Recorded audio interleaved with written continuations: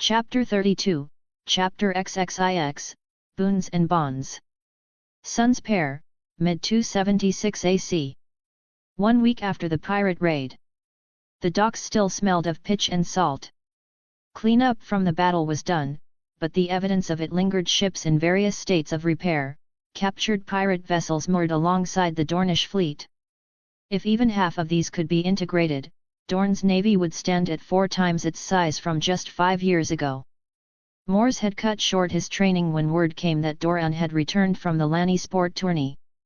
When he entered the Solar, it was full Dorne, Elia, Ashura, Alyssa, Melario, Jeremy, Lewin, Manfredi, Bedwick, and, surprisingly, Oberyn. Oberyn was hugging Lorza. Dorne and Melario were in an embrace of their own. Oberyn. You're back. Mors crossed the room in 2 strides and pulled him into a strong hug. Of course, Oberyn said with a grin. Had to swing by once I heard what happened. Fortunately, Dorne stopped in Old Town, so I caught a ride. Bold work against those pirates. Mors offered a smile to Elia, Ashura, and Alyssa as in sat down. They returned it in kind, Elia with quiet pride, Alyssa with a nod of approval, and Ashura with a look that lingered just a moment too long. She seemed on the verge of speaking, but held her tongue, saving it for later. They must have heard about what happened, Mors thought.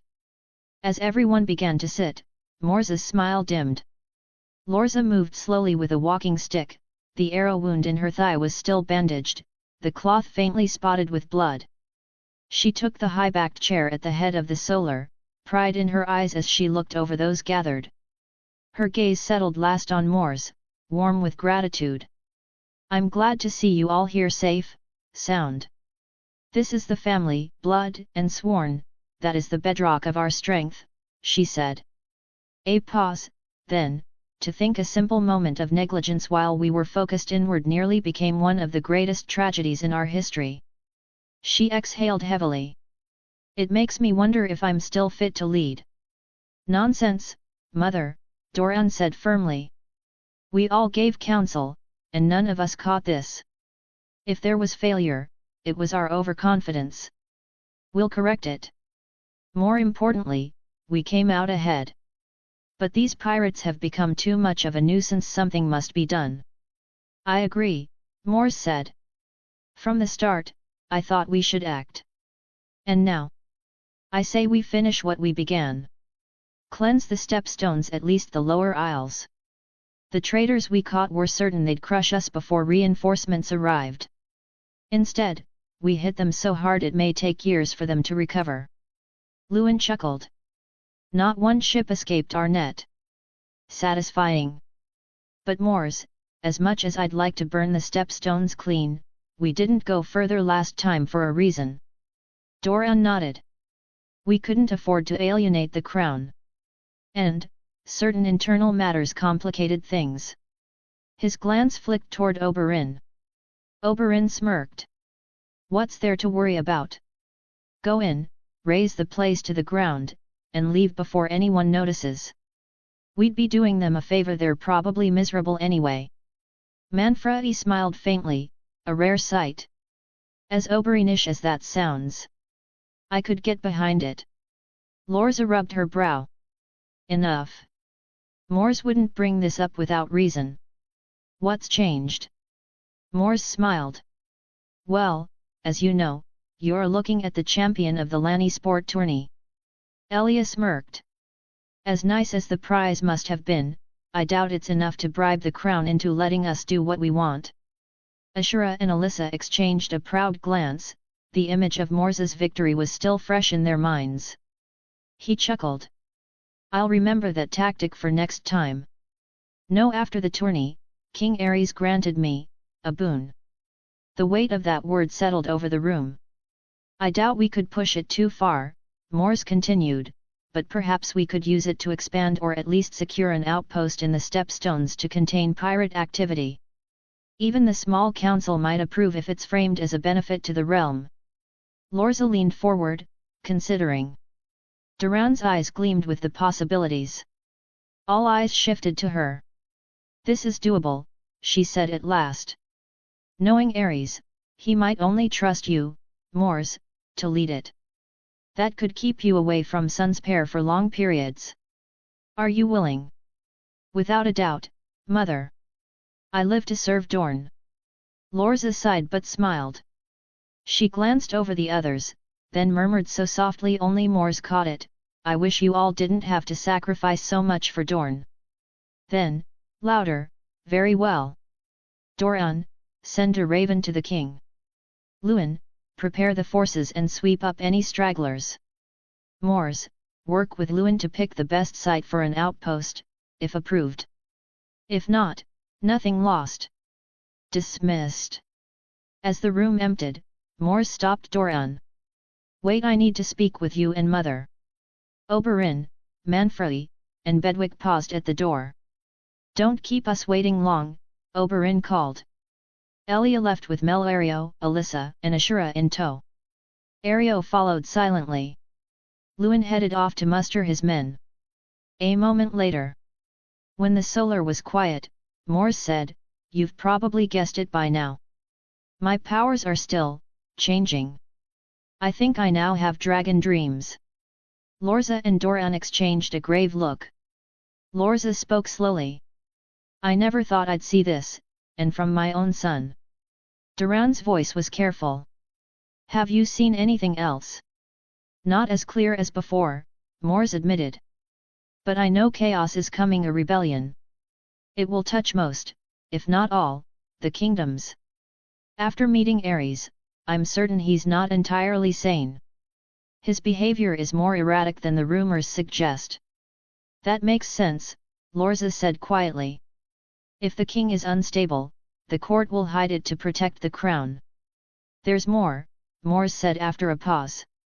After meeting Rhaegar, I sensed the same madness in him. Controlled, but there. Obsession. Jealousy. A hunger to be revered.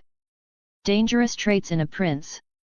The way he looked at Elia and Ashura wasn't normal. Arthur Dane warned me in confidence. We should avoid a royal match at all costs. The air seemed to thicken. Lorza searched his face. You're certain? I am.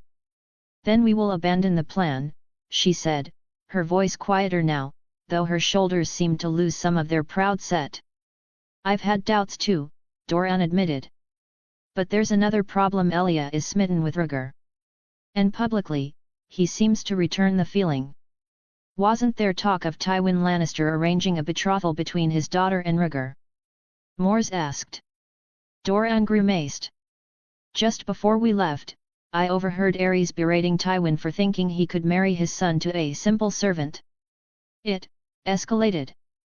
Oh, Mors said, recalling Ares's earlier interest in marrying him to a non-existent daughter.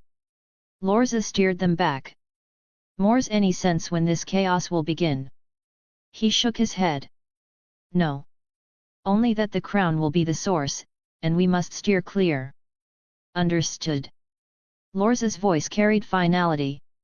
Go now, Oberyn won't be here long. Spend time with him. Mors smiled faintly. Gladly. The docks of Planky Town bustled with life, ships unloading crates of timber and stone, nets dripping with the morning's catch, children darting between workers with baskets of bread.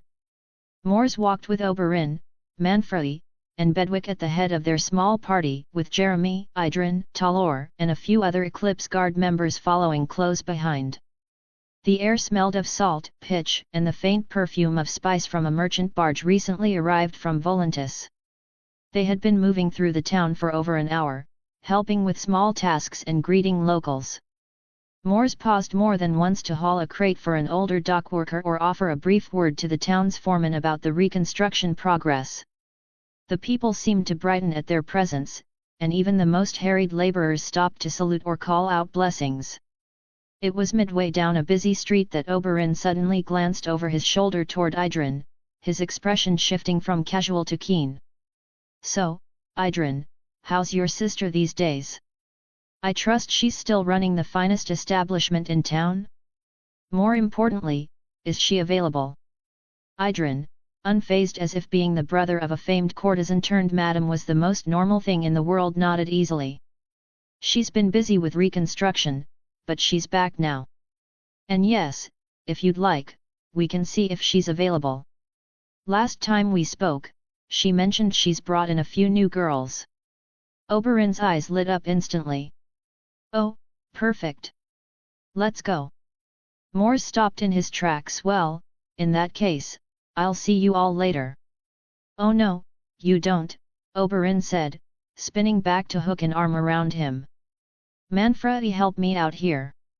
This guy's gotten even more monstrous since the last time we tried to drag him along. Manfredi, already grinning, stepped forward to assist. Gladly. Mors resisted half-heartedly. No, really, I don't have time for this. I haven't even bathed, I'm filthy from training. Idrin helpfully added, no worries. There are baths at the house. Mors gave him a flat look. Et2, Idrin. Even Jeremy stepped in now, his tone maddeningly calm. My prince, waiting too long to learn certain skills can be detrimental to one's development. Mors groaned. What, you too, Jeremy? Jeremy's smile broadened. Absolutely. Minutes later, the group reached a grand timber building overlooking the bay. Lanterns swayed gently in the sea breeze, casting warm light over polished wooden doors. Inside, soft music played over the low murmur of conversation and laughter. They were ushered into a private salon almost immediately, drinks placed in their hands as silken-clad attendants moved about. The moment the double doors at the far end opened, conversation paused. Cyrenaico entered with the grace of someone who commanded the room without needing to raise her voice. Her hair was dark and sleek, her gown a masterwork of emerald and gold that set off her sun-kissed skin. Beauty clung to her like perfume, but so did authority. Prince Oberyn, always a pleasure, Cyrenaica purred, her smile warm but edged with mischief. Then her gaze slid to Mors, lingering a heartbeat too long. Surprise flickered there, followed by something keener, intrigue. And the famed Sun of Dorne, in my humble house. Now that is an honor I didn't expect. Oberyn stepped forward, all charm wrapped in mischief. Cyrenaica, my dear, I hear you've been keeping some new treasures all to yourself. I've come to meet them, and to see that our late blooming prince here finally graduates from his. He paused, letting the grin sharpen, endless studies. Cyrenaica's brows arched ever so slightly. Is that so? Her smile deepened, slow and knowing. Well, that is an honor I would not trust to anyone else. She approached Mors, her eyes never leaving his. Come, my prince. Let's give you the full VIP package. We'll start with a proper meal, can't have you fainting on me, then a bath, a massage, and... She let the sentence trail off with a look that made Oberyn's grin widen. Her hand was already at his arm, guiding him toward the corridor beyond. The soft notes of a harp drifted from somewhere deeper inside the house, mingling with the scent of spiced wine and roasted lamb from the kitchens. Mors exhaled, resigning himself to the inevitable.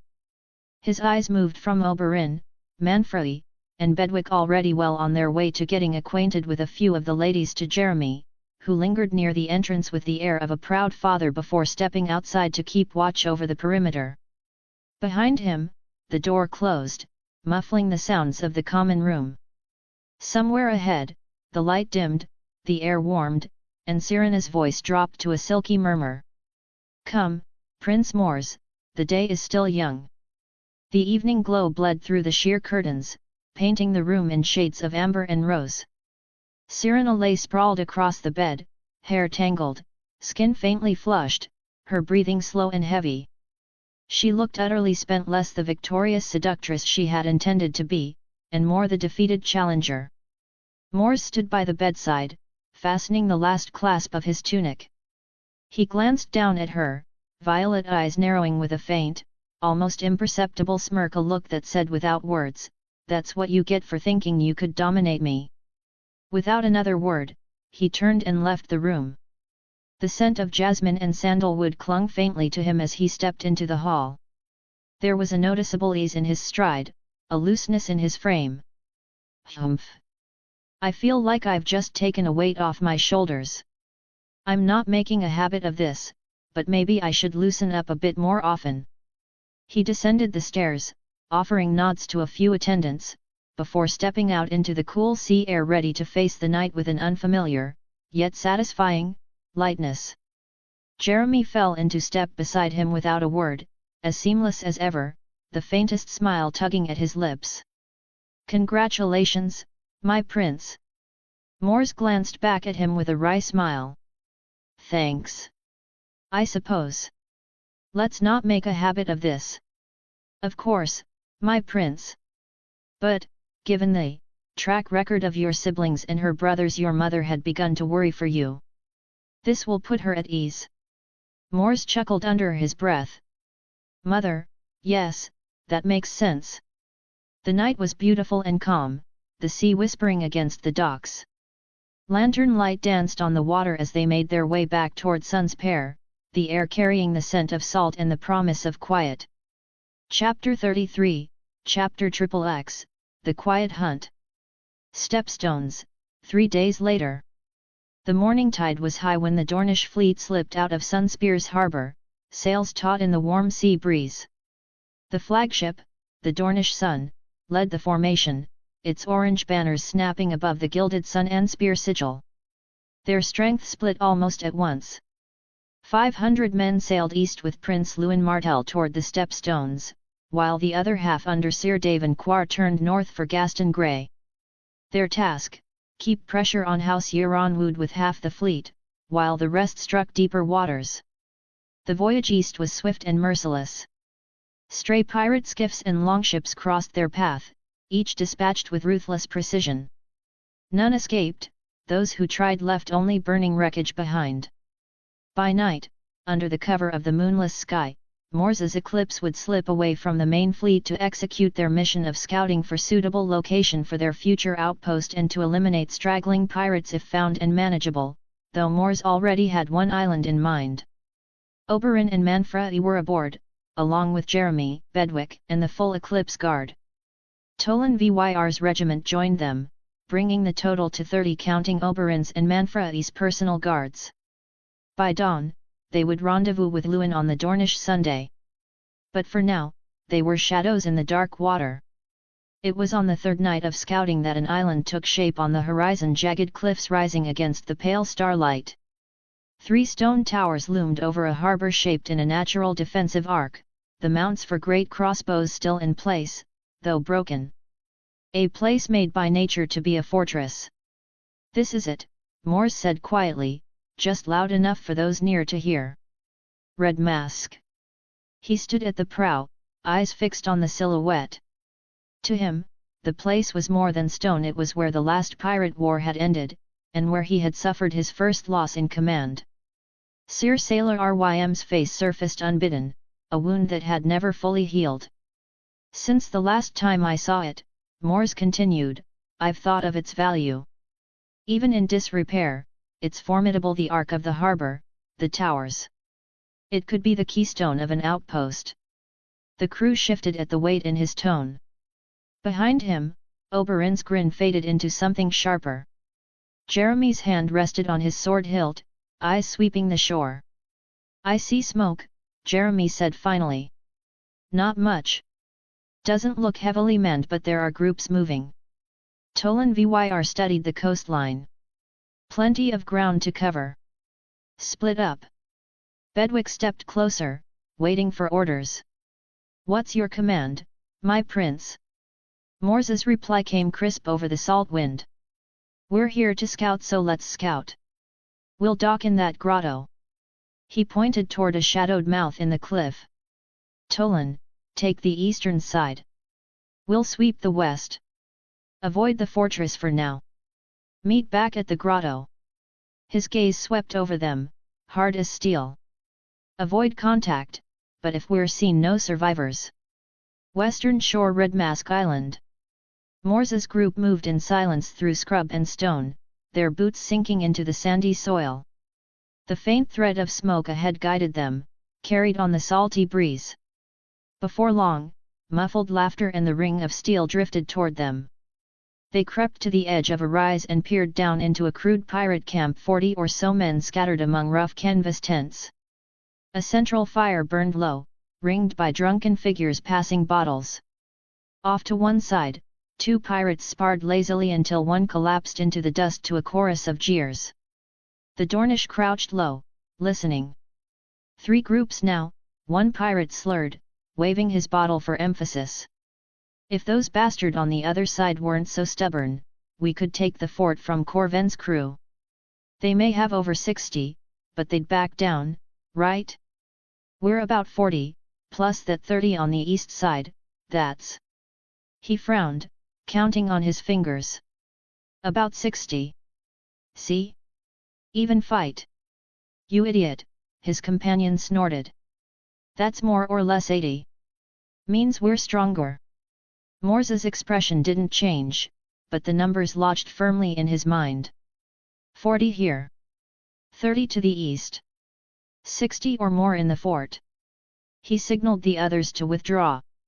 They slipped away along a narrow, twisting path toward the rendezvous. They were halfway back when a shape lurched into view, a pirate, swaying on unsteady legs as he fumbled with his belt, having just finished relieving himself behind a boulder.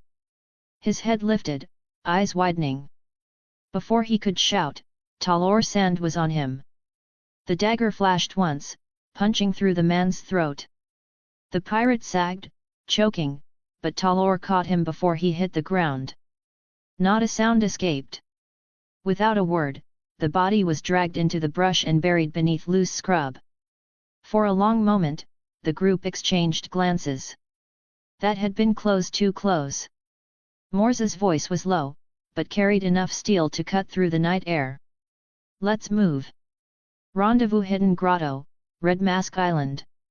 Toland's party was already in place when Mors's group emerged from the brush. Their report matched Mors's intelligence almost exactly: 40 in the west, 30 on the eastern shore, and 60 or more inside the fort. The only difference was that the eastern pirates were far more alert than the drunken rabble his own group had observed. Jeremy broke the silence first. How should we proceed? Mors considered the numbers. We take the western camp first quietly. Surprise attack with bows. They're the looser formation, easier to break. Then we hit the eastern group the same way, if we can. Once both are gone, we set traps on one approach to the fort, make enough noise to draw them out, and cut them down in the open. A cruel smirk crept over Idrin's face. Maybe with fire? Enough ale lying around to make some fire flasks. Eyes turned toward him, then toward Mors. The idea had teeth. Toland's brow furrowed slightly.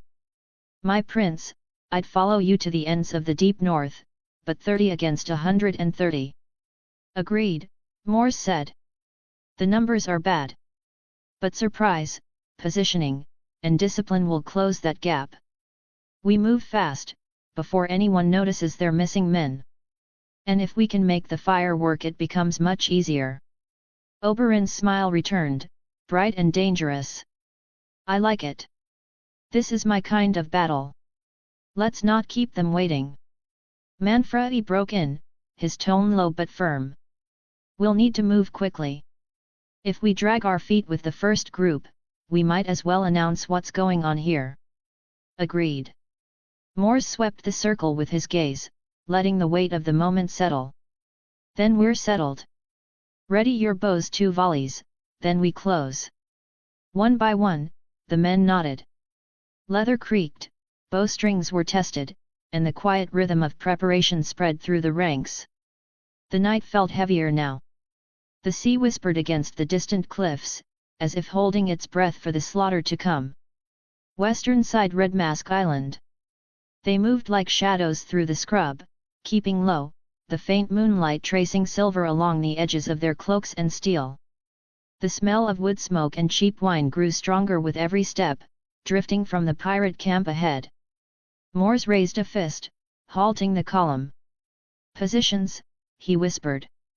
Oberyn crouched beside him, peering through the brush. Sloppy bastards. They've left their flank wide open. That's what happens when your second in command is a barrel of rum, Jeremy murmured, already unhooking the bow from his back. Karen Toland returned from a low crawl, his voice pitched just above the rustle of leaves. 3 on watch, though 2 are too drunk to stand straight. Mors's eyes narrowed. First volley, those 3 drop before they know we're here. Second volley, hit the ones near the fire. Third volley, take as many as you can. After that, we close. Bedwick shifted beside him. On your word, my prince. The camp came into sharper focus as the men spread into a shallow crescent.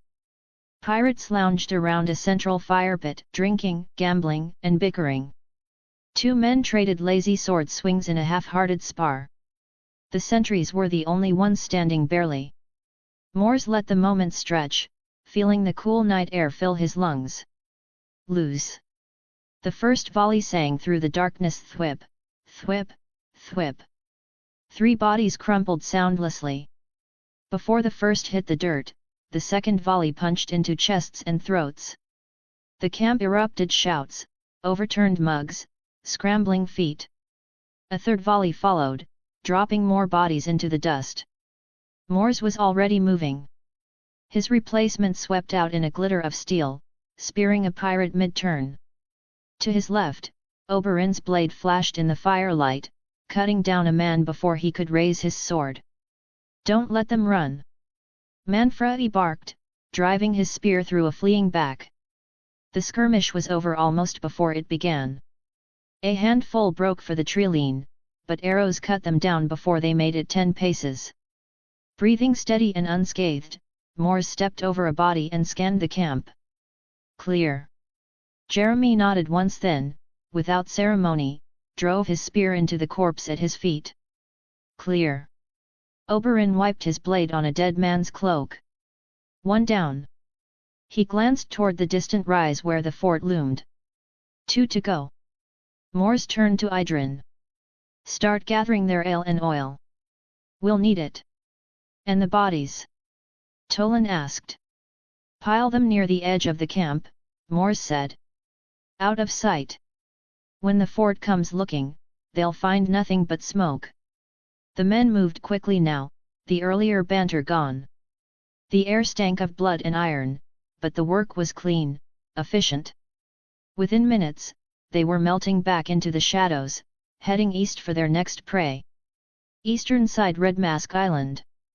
The eastern shore was still, the sea breaking gently against the sand. No drunken laughter here, only the soft crackle of a dying fire and the faint rhythm of snoring from the tents. Most of them are asleep, Talor whispered, peering through the brush. Oberyn murmured. Almost unfair.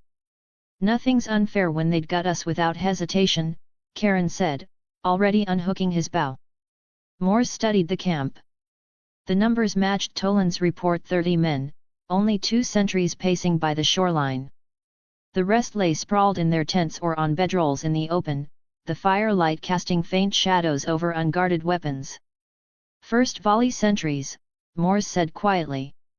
Second volley anyone outside the tents. After that, we finish it with steel before the rest even wake. Oberyn smirked. Quick and quiet. I like it. The order came like a breath. Loose. 2 bowstrings thrummed, and the sentries folded silently into the sand. The second volley followed instantly, cutting down the handful dozing in the open. By the time the last arrow struck, Mors and the others were already moving. Spear thrust clean through the first man, who stumbled from a tent, his eyes still bleary with sleep. Jeremy slit another's throat before he could cry out. Manfredi drove his spear down into a blanket-covered form, silencing the movement beneath. Some woke in panic, reaching for weapons they'd never have time to use. The men moved through the camp with cold efficiency, no wasted motion, no mercy. When it was done, only the wind and waves remained. The fire still burned low, casting long shadows over the bodies. Jeremy scanned the tents and gave a short nod. Clear. Oberyn glanced toward the distant rise where the fortress loomed. That's 2. Now for the hard part. Mors turned to Tolan. Same as before, hide the bodies, strip the supplies. When the fort sends scouts, they'll see nothing but an empty shore. They worked quickly, dragging the corpses to a hollow behind the dunes, dousing the fire until only smoke drifted skyward. In minutes, it was as though the camp had never existed. Mors looked up at the dark silhouette of the fort, then let his gaze sweep the ground around them. Dunes, brush, and the narrow approach is perfect for a kill zone. Let's bring them to us, he said. We set the traps here. Once they're ready, we light the explosion and let curiosity do the rest. A flicker of something almost unhinged danced in Idrin's eyes as he prepared the fire flasks, his hands moving with unsettling eagerness. Every so often a weird laugh would escape his lips as he imaged scenarios where the flasks are thrown with the results. Mors watched him for a moment, a faint crease forming between his brows. Under his breath, he murmured, almost to himself, "This should be fine, right?" Chapter 34, Chapter XXXI, The Shield of Dorne. Eastern side Red Mask Island. 1 hour later. The traps were set, the fire flasks lined within reach. The campfires of the eastern and western shores were nothing but fading embers now, their smoke long since dispersed into the night. It was the dead of night, closer to 3 than 2, when the low thump of the explosion echoed from the dunes. A column of black smoke curled into the starlit sky. For a long moment, the shoreline was silent. Then the sound came: footfalls, hurried and uneven, voices barking questions in the dark. Mors crouched low in the brush, watching shapes spill from the fortress gates. About 40 men, most armed only with short blades, clubs, or a stray spear. No armor to speak of. Barely awake, and wholly unprepared. He waited until they reached the kill zone. "Now," he said quietly. The first volley of fire flasks arced high, smashing into the front ranks with bursts of flame. Pirates screamed as fire raced across their clothes, some stumbling blindly into the traps' spiked pits, trip lines, and sharpened stakes hidden in the sand. Panic bloomed instantly. Arrows hissed from both flanks, punching into backs, throats, and temples. Those who tried to close the distance were met with thrown knives that buried themselves in eyes and chests. The few who managed to reach the Dornish lines found spear points or short blades waiting, cutting them down in the chaos. It was over in less than 2 minutes. The sand reeked of oil and blood. Mors wiped a fleck of soot from his cheek, his voice calm. "Clear the bodies. We're going to the fort." Assault on the fort. Red Mask Island. The fortress was awake now, torches burning along the battlements, shadows moving across the walls. They had been roused in time to prepare, at least in part. "Archers first," Mors ordered. "Suppress the walls." The first exchange of arrows crackled through the night air, buying time for the assault group to close the gap. Mors was first over the outer barricade, vaulting with an ease that drew startled glances even from his own men. He hit the rampart running, driving his spear into a defender's chest before turning in a blur to cut another's legs from under him. The fight broke into pockets of steel and screams. Mors moved like water, using the low walls, barrels, and even the shoulders of his foes to vault and strike from angles they never expected. His aura radiated outward, subtly bolstering Oberyn, Manfrey, and the Eclipse Guard. Faster reactions, surer footing, harder strikes. Oberyn's spear whirled in a storm of feints and thrusts, his grin wolfish despite the danger. Manfrey fought colder, each blow deliberate and without flourish. Then Mors saw him: Corven, the pirate captain. Broad-shouldered, scarred, but slower than his men. He swung a heavy cutlass in a lazy arc, overconfident in numbers that were no longer his. Mors didn't bother with words. He ducked under the swing, vaulted a broken parapet, and came down behind the man. His spear punched clean through Corven's back and out his chest. The captain's eyes went wide, then dimmed as Mors kicked him free of the blade. A sharp cry broke the moment Jeremy, clutching his shoulder, an arrow jutting just below the collarbone. The black stain on the shaft was unmistakable. Poison, Jeremy hissed. Oberyn was already moving. Good thing I went to the citadel, he said, kneeling beside him. Hold still, I've got my kit. His hands were steady, his tone almost casual as he began his work. Aftermath: Red Mask Island. By the time the last torch in the fort guttered out, the sweep had begun. Small knots of resistance were hunted down and silenced in the barracks, storerooms, and along the outer walls. When the final count was taken, Jeremy's wound was treated, but 5 others bore marks of the night: 2 grazed by arrows, 2 cut by blades, 1 missing a finger entirely. Mors stood in the courtyard, spear planted in the stone, the salt wind tugging at his hair. The island was theirs. Search every building, every tunnel, he said. No survivors. This island is ours. The men moved to obey, their steps echoing across the dead fort as the sea crashed beyond the walls. Eastern Stepstone's dawn. The first pale light of morning stretched across the horizon as the men finished loading onto the Eclipse.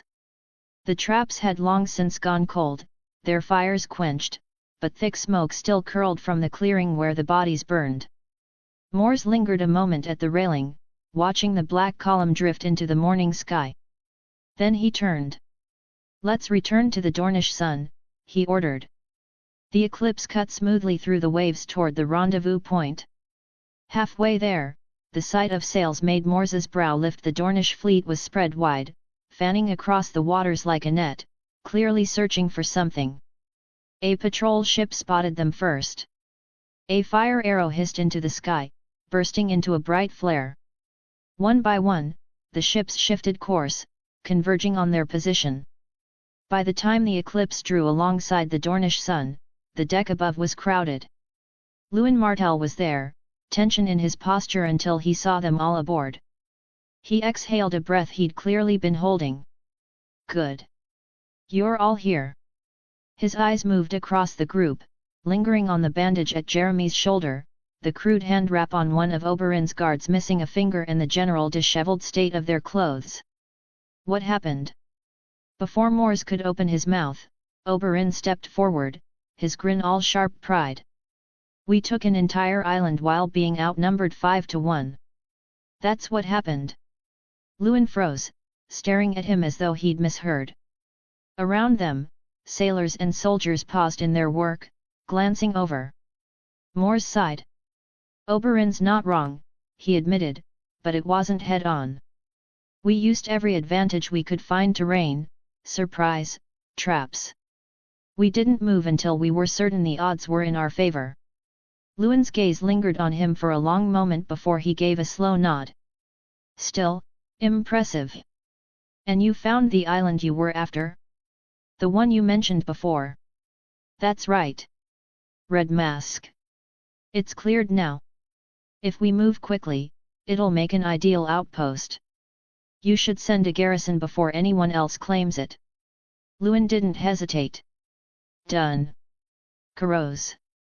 From the quarterdeck, a tall, scarred man turned at the call. Take your regiment and 90 more men. You'll sail for Red Mask and hold it.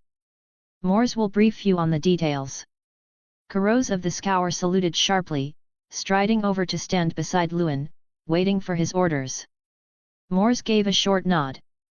I'll walk you through the approach routes and the state of the defences.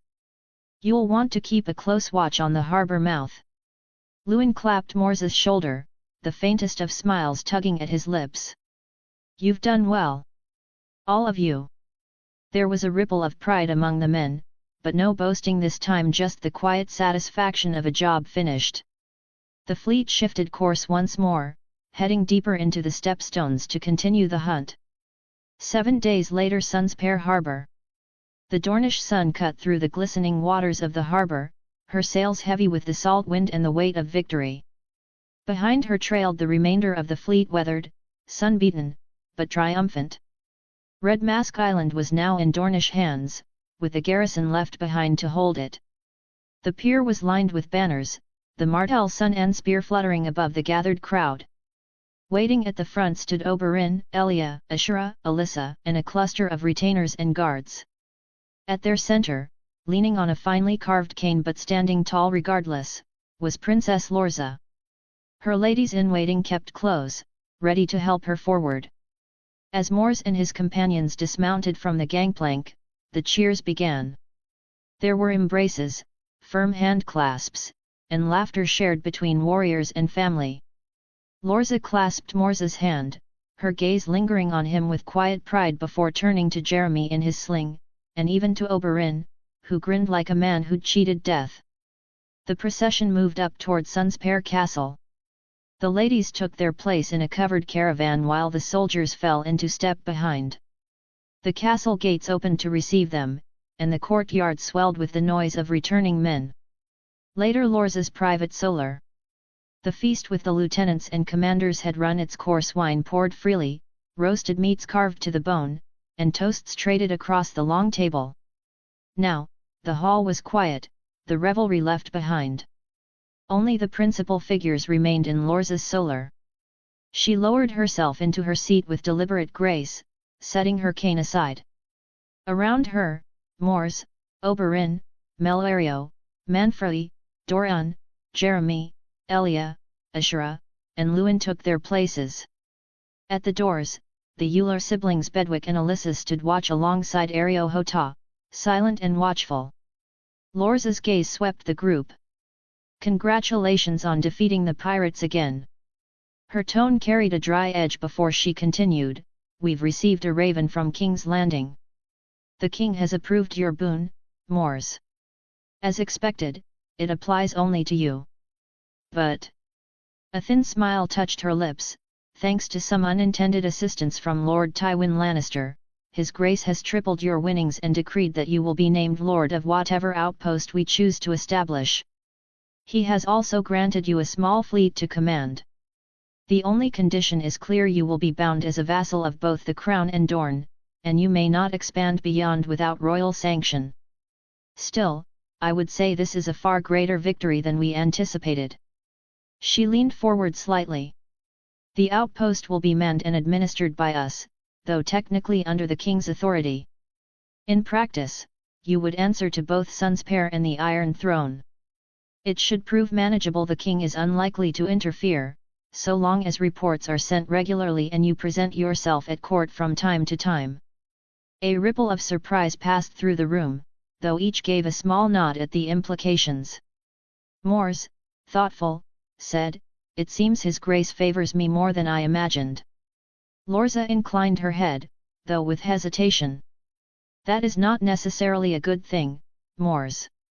The weight of that attention is heavier than you can imagine.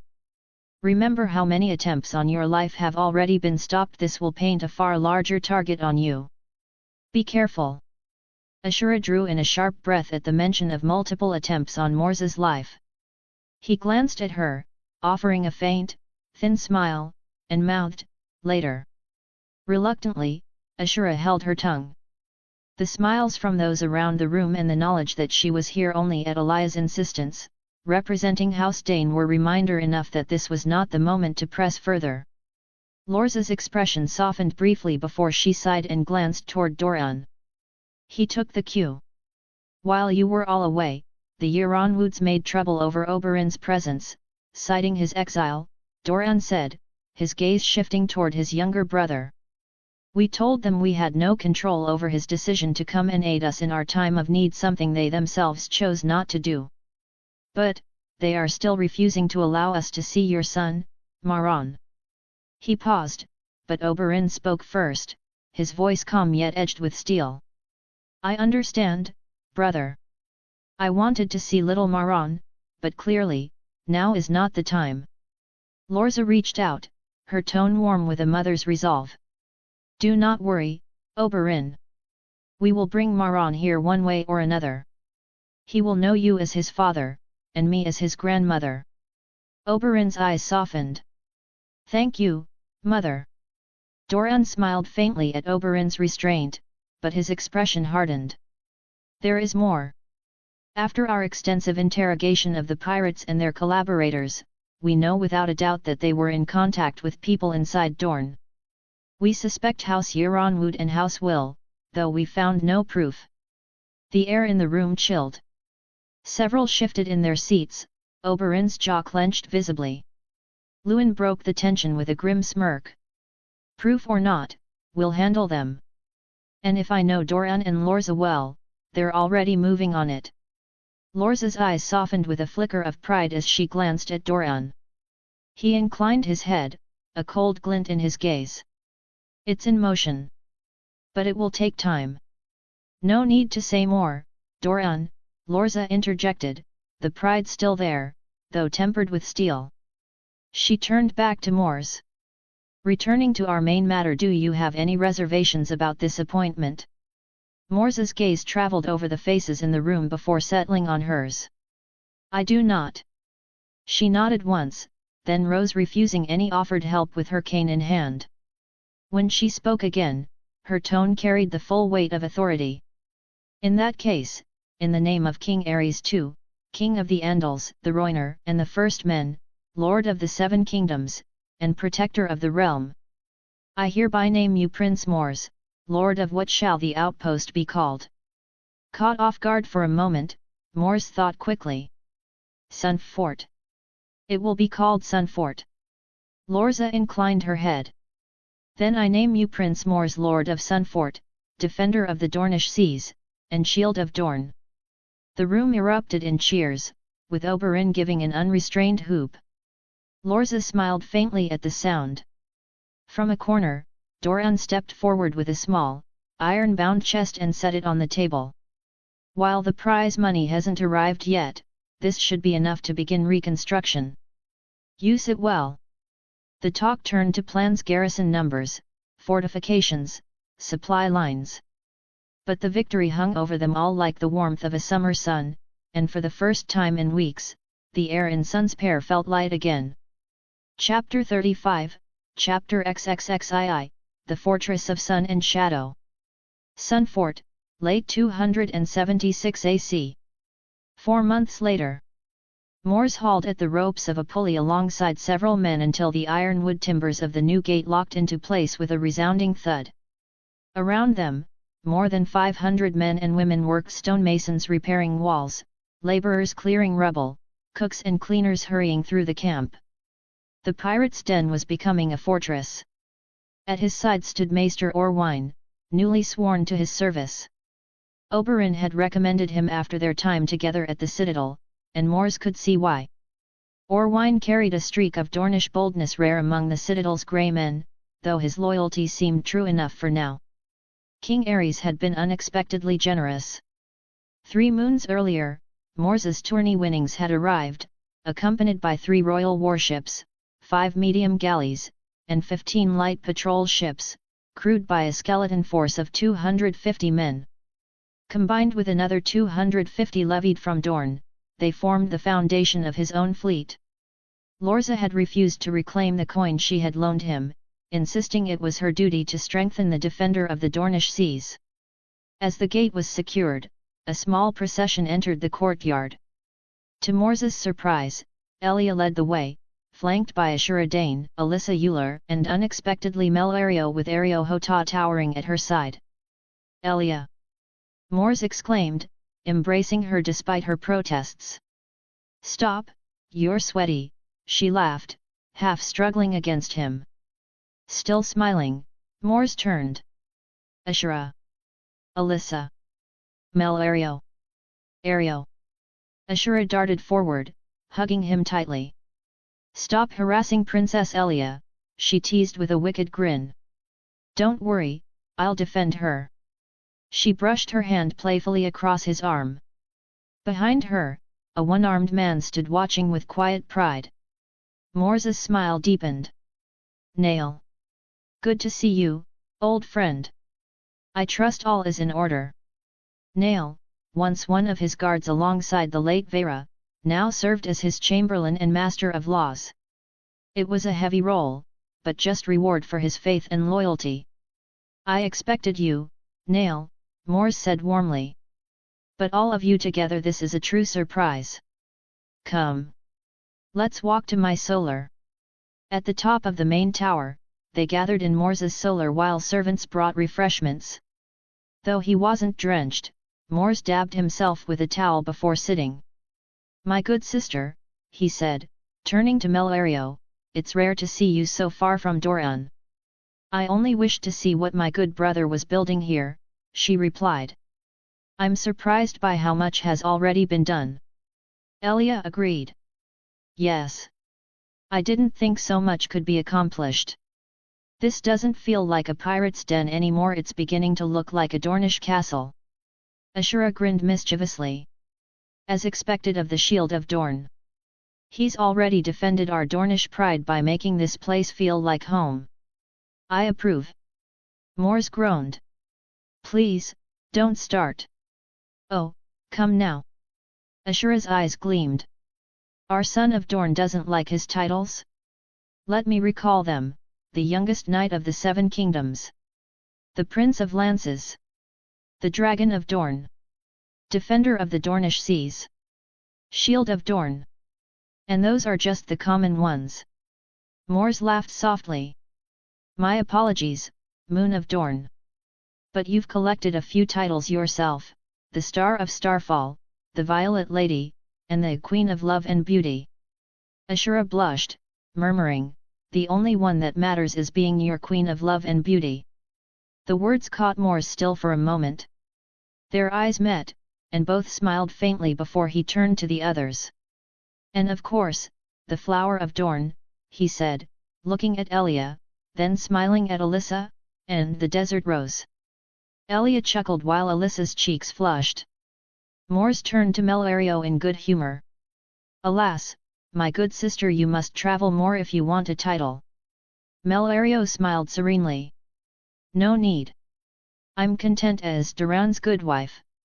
At that moment, Jeremy entered, giving Mors a discreet nod. My prince. My princess. Ladies. Ario. Perfect timing, Mors said. Jeremy, please escort them around the grounds. I've tasks to finish, then I'll join you. Congratulations on becoming Castellan, Sir Jeremy, Elia said warmly. There's no one I'd trust more. They all voiced agreement. Jeremy inclined his head. I thank you, Princess. It's the least I can do. I have sworn my sword to Mors and will serve for life. Since taking Sunfort, Mors had formally left the spears. His personal regiment came with him, and Sir Davenquar had joined with Lewin's blessing. His council now stood thus. Castellan/Steward, Sir Jeremy Norwich. Master of Arms/Captain of the Guard, Sir Bedwick Euler. Master of Ships, Sir Davenquar. Master of Law/Chamberlain, Nail. Spymasters, Aradon Sand and Sienna. Treasurer, Nerya. Advisor, Sir Bedwick Euler. Maester, Orwine. Personal Guard, Sir Karen Toland, Sir Idrinco, Sir Talor Sand, Horan the One-Eyed, Kale the Brute, and Darrow the Swift. Mors had seen Jeremy struck by a poisoned arrow once, and vowed never again pulling him from the front lines to ensure his survival. As Jeremy prepared to lead the ladies out, Melario suddenly retched. Ario caught her with concern. Good sister, are you well? Mors asked. Melario waved it off. No worry, just nausea from the voyage. Perhaps, Mors said gently, but I'd be a poor brother not to have it checked. He nodded to Jeremy. Send for Maester or wine. Jeremy left at once. Mors turned back. How fares everything else? Dorne, mother. Oberyn, Lewin, Manfredi. Elia smiled. All has calmed.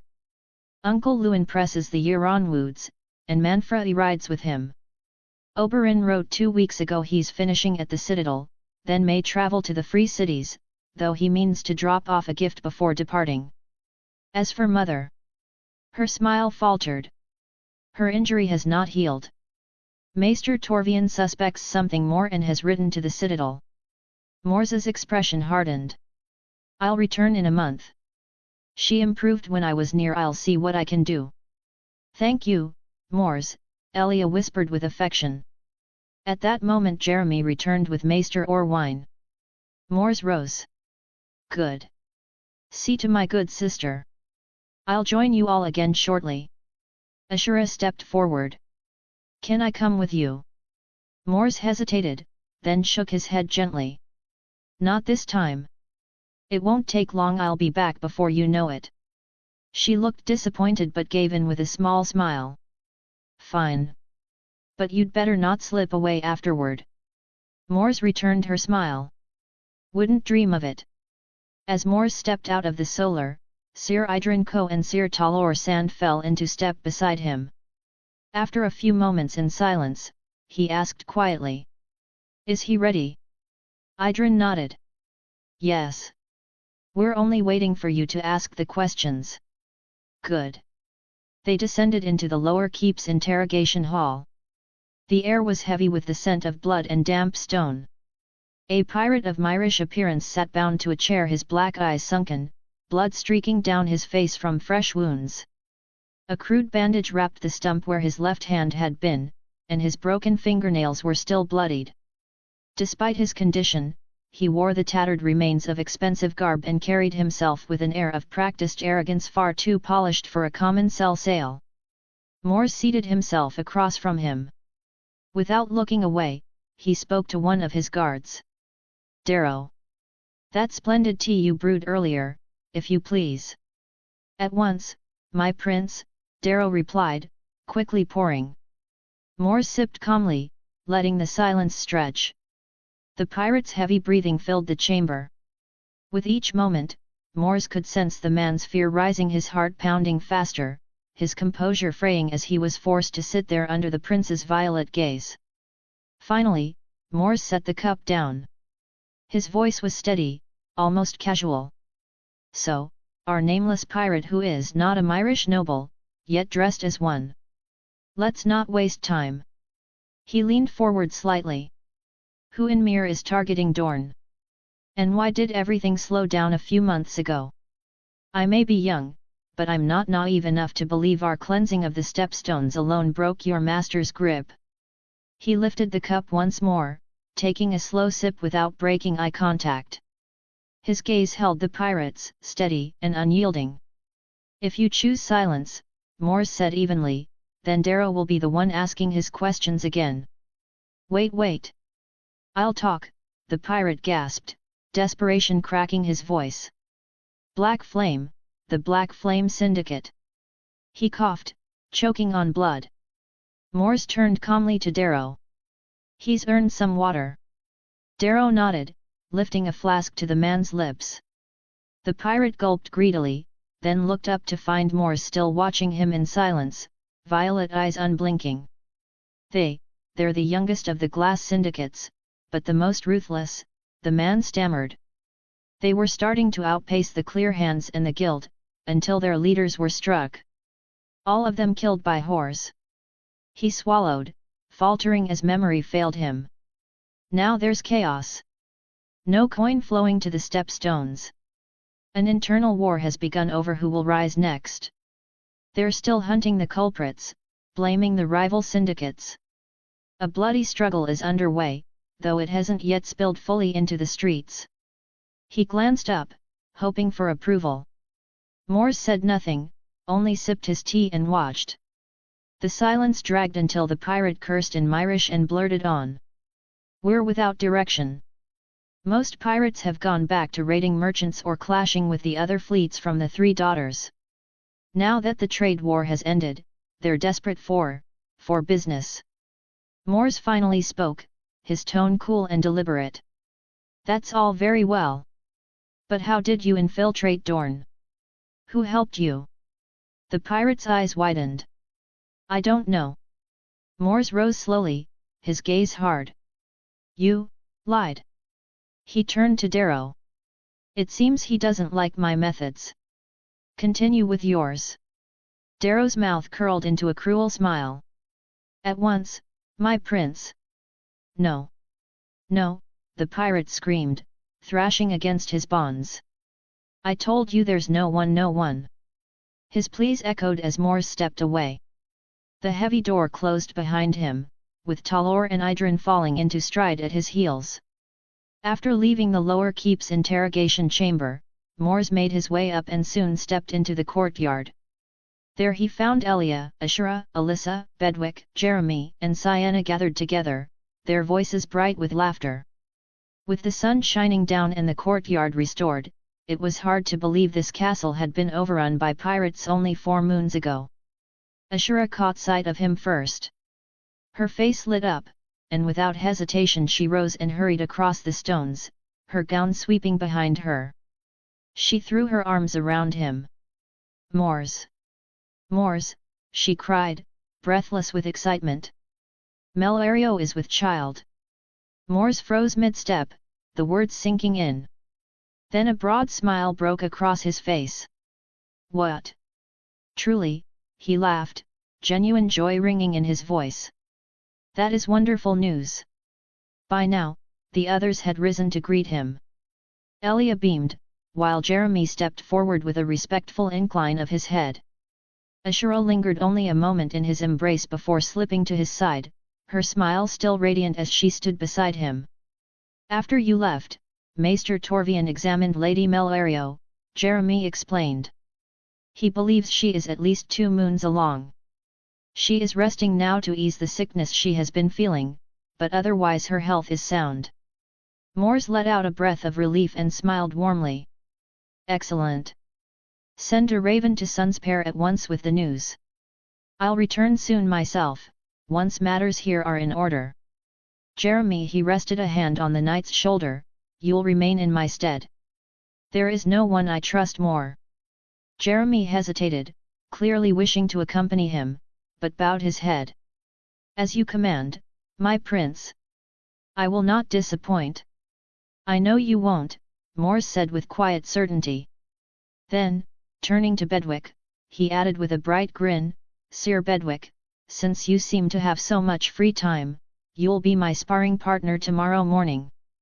The smile vanished from Bedwick's face. "Hey, no need, my prince. I was only ensuring that." He darted a mischievous glance at Alyssa. "Well, I recently discovered my sister seems to have a crew." Before he could finish, Alyssa clamped a hand firmly over his mouth, her eye twitching. "Forgive my idiot brother, my prince. He has clearly been starved of familial affection. I'll see to it, and take out the trash." Bedwick wriggled free, retreating quickly. "Ah, it seems I've misplaced my breastplate stretcher. I'll fetch it at once." His voice trailed as he fled down the corridor. Alyssa made to pursue him, but Mors caught her arm, laughing. "Leave him. You'll join me tomorrow as well. Let's test his reflexes against 2 blades instead of 1. Alyssa gave a rare smile. "Brilliant idea, my prince." Elia and Ashura were chuckling at the impromptu comedy, while Sienna covered her laughter with her hand before excusing herself. Jeremy lingered in the background, smiling faintly as he watched. For a moment, the courtyard felt light, alive, and at peace, something Jeremy silently vowed to protect, so that Mors could continue to smile like this. Chapter 36, Chapter XXXIII, of Blood and Embers. 1 week later. After Melario had rested, the party spent several days at Sunfort. Ashura, Elia, and Alyssa enjoyed themselves together, and once Melario felt stronger she joined them, though she remained more restrained, mindful of her pregnancy. When their ship and escort arrived at Sunspear's port, a small party was waiting on the docks. At the front stood Dornish himself, visibly eager for the reunion after learning of Melario's condition. The moment they disembarked, he forgot all formality and swept her into an embrace, holding her tightly as if no one else in the world existed. Elia leaned toward Mors and said loudly enough for others to hear, "Do you see that, brother? We've been completely forgotten. I doubt Dornish even realizes there are other people on this dock besides Melario." Mors tilted his head thoughtfully, lips twitching into a smirk.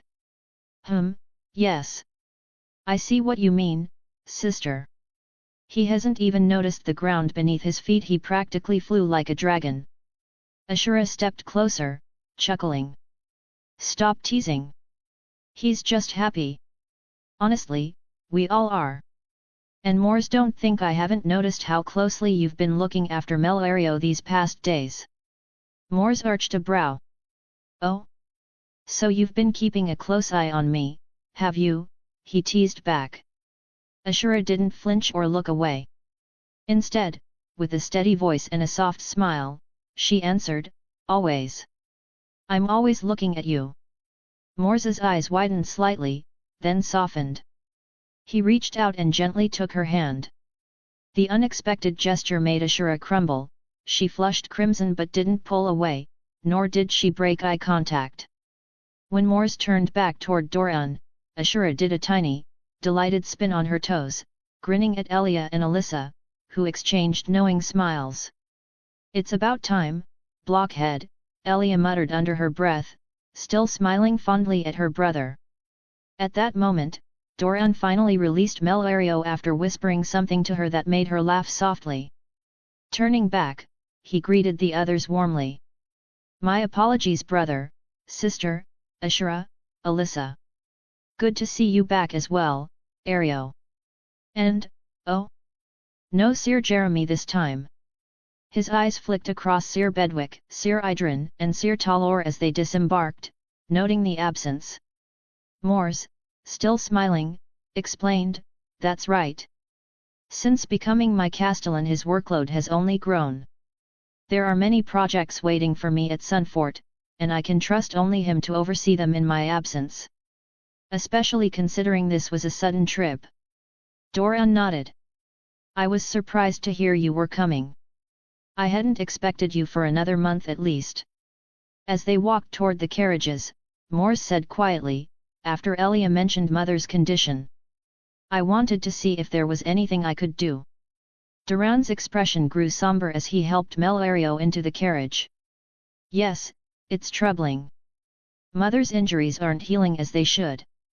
Maester Torvian suspects an obscure affliction known as the slow rot. He's still investigating, but it could be serious. Something about the body no longer able to mend itself properly over time. As you can imagine, this is being kept a strict secret, no telling what trouble might follow if word spread. Mother is, taking it well, all things considered. Mors's brow furrowed. The slow rot. A strange name. Does that mean wounds struggle to heal? Why does that sound so familiar? He drifted into thought until... Mors. He blinked and looked back at Dorne. Ah, sorry. Just thinking on it. What were you saying? Dorne gave him a searching look, assuming it was simple worry.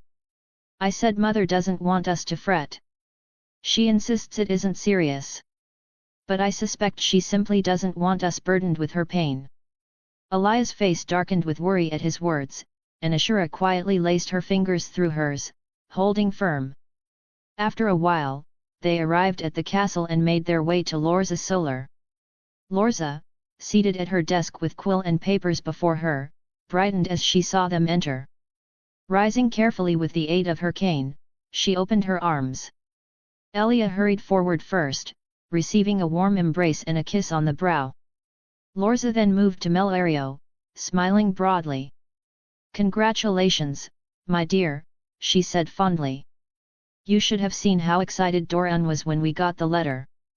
He was so happy, so anxious I thought he might fly out that very day to meet you. Fortunately, he calmed down after I reminded him that pirate activity was minimal, and that Mors was with you. Her smile turned to her youngest son as she spoke. Melario gave Dorne a soft, affectionate glance before pulling him into another embrace.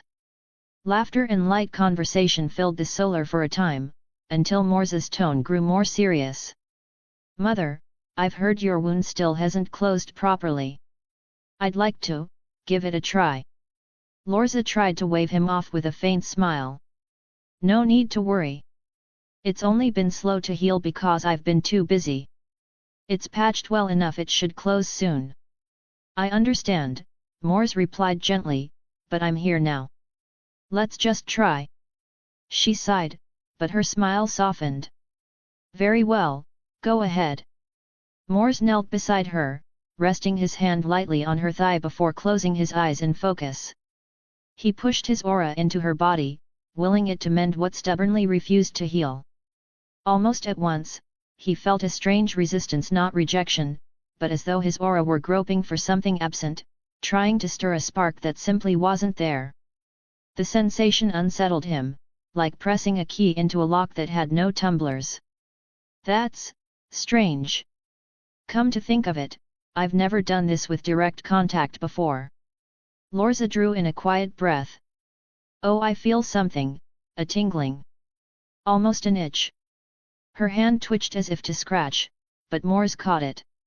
Let it be, Mother. That means it's working. That means it's healing. Her brows lifted in surprise, and then her lips curved into a genuine smile. For the first time, Mors could feel through the faint feedback of his aura just how much she had been worrying beneath the mask of calm. After what felt like a deceptively long while, Mors finally pulled his hand back. All done. Try standing. Without the cane. Lorza hesitated, then obeyed. She wavered for a moment, unsteady on her feet, but then, slowly, she stood tall and took a step unaided. Then another. When she turned back, her eyes glistened. Thank you, Mors. You cannot know what this means to me or to all of us. I cannot keep projecting weakness.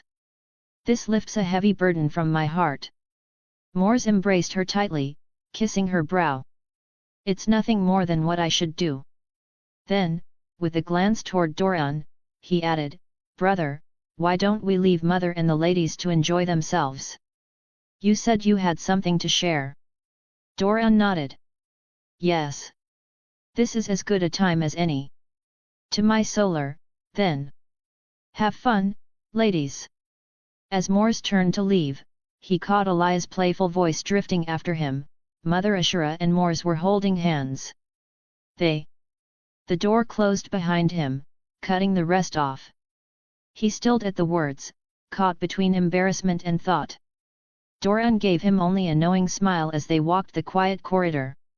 It seems, Dornish said casually, you've come to a decision of sorts about Ashura. Mors hesitated, wrestling with the thought. I enjoy her company. She's my dearest friend. And I don't think I could accept anyone else growing close to her.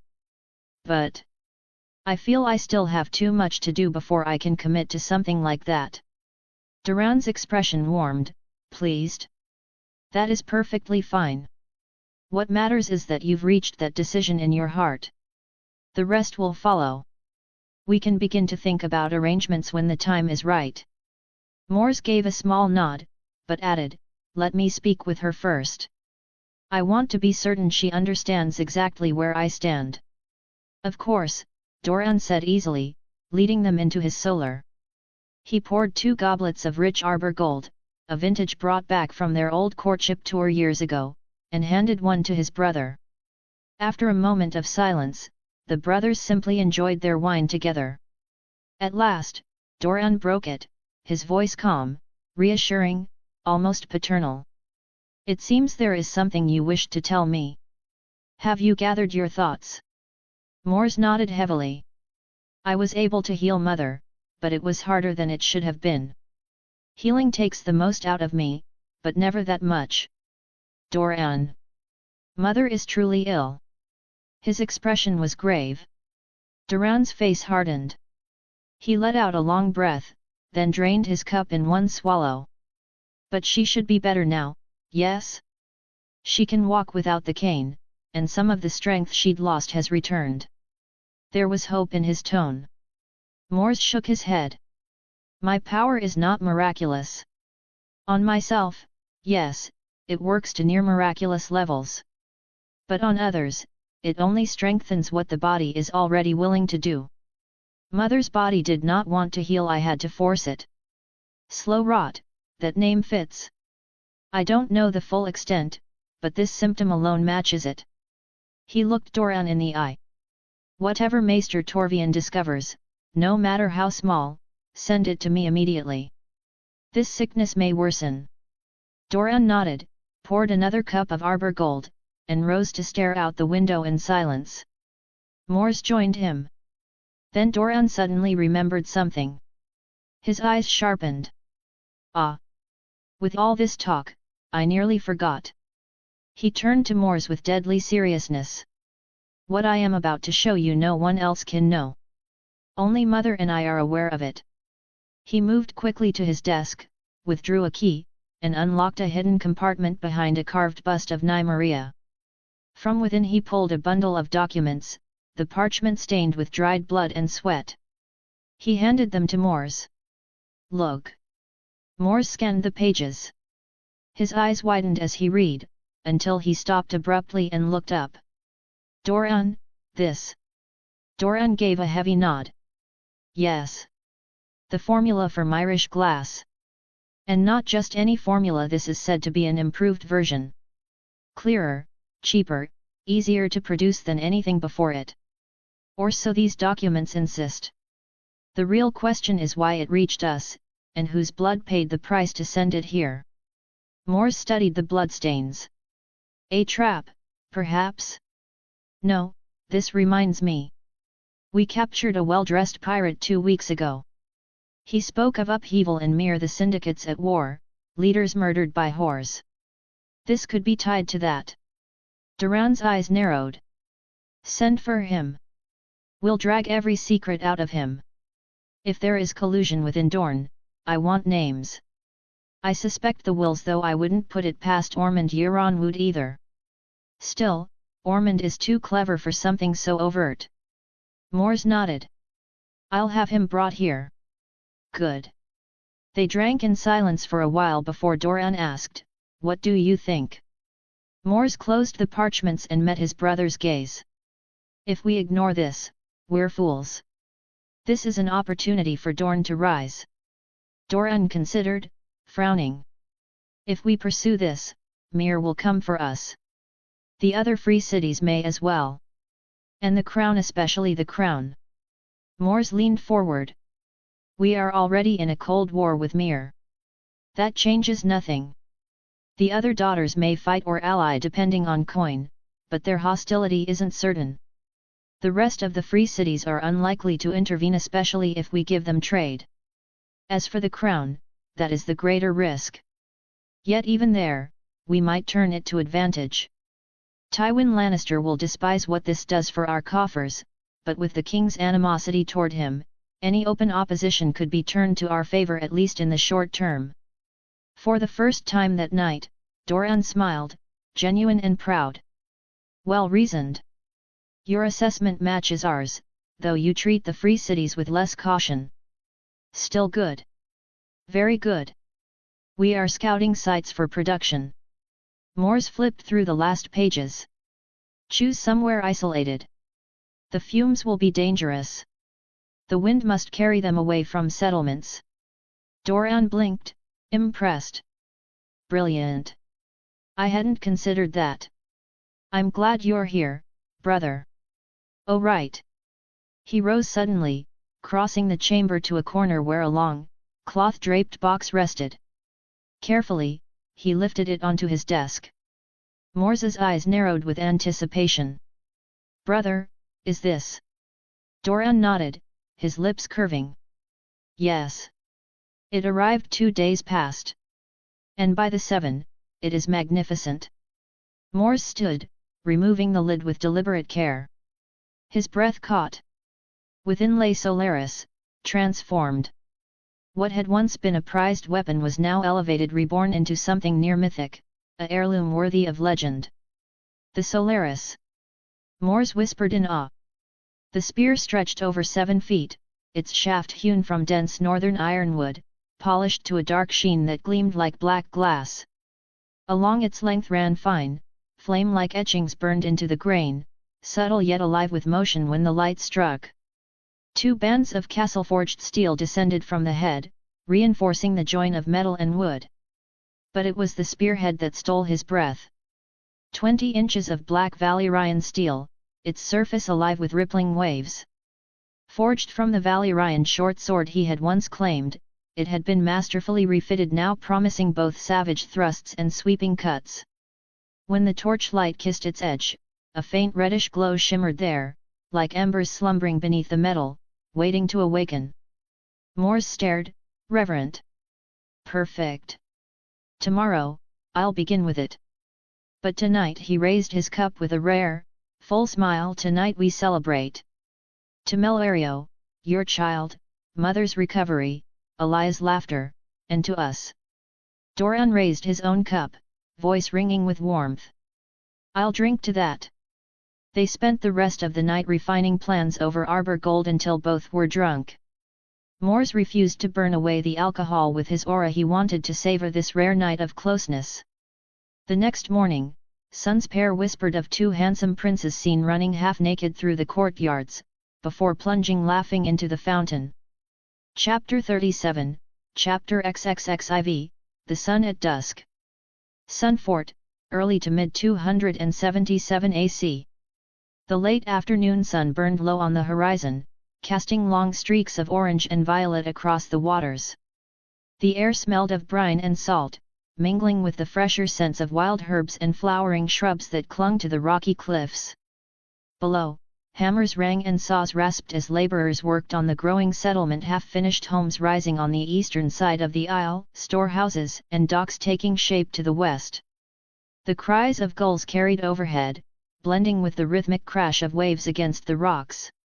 Mors and Ashura walked the cliff path at an easy pace, pausing now and then to look over sketches and construction plans.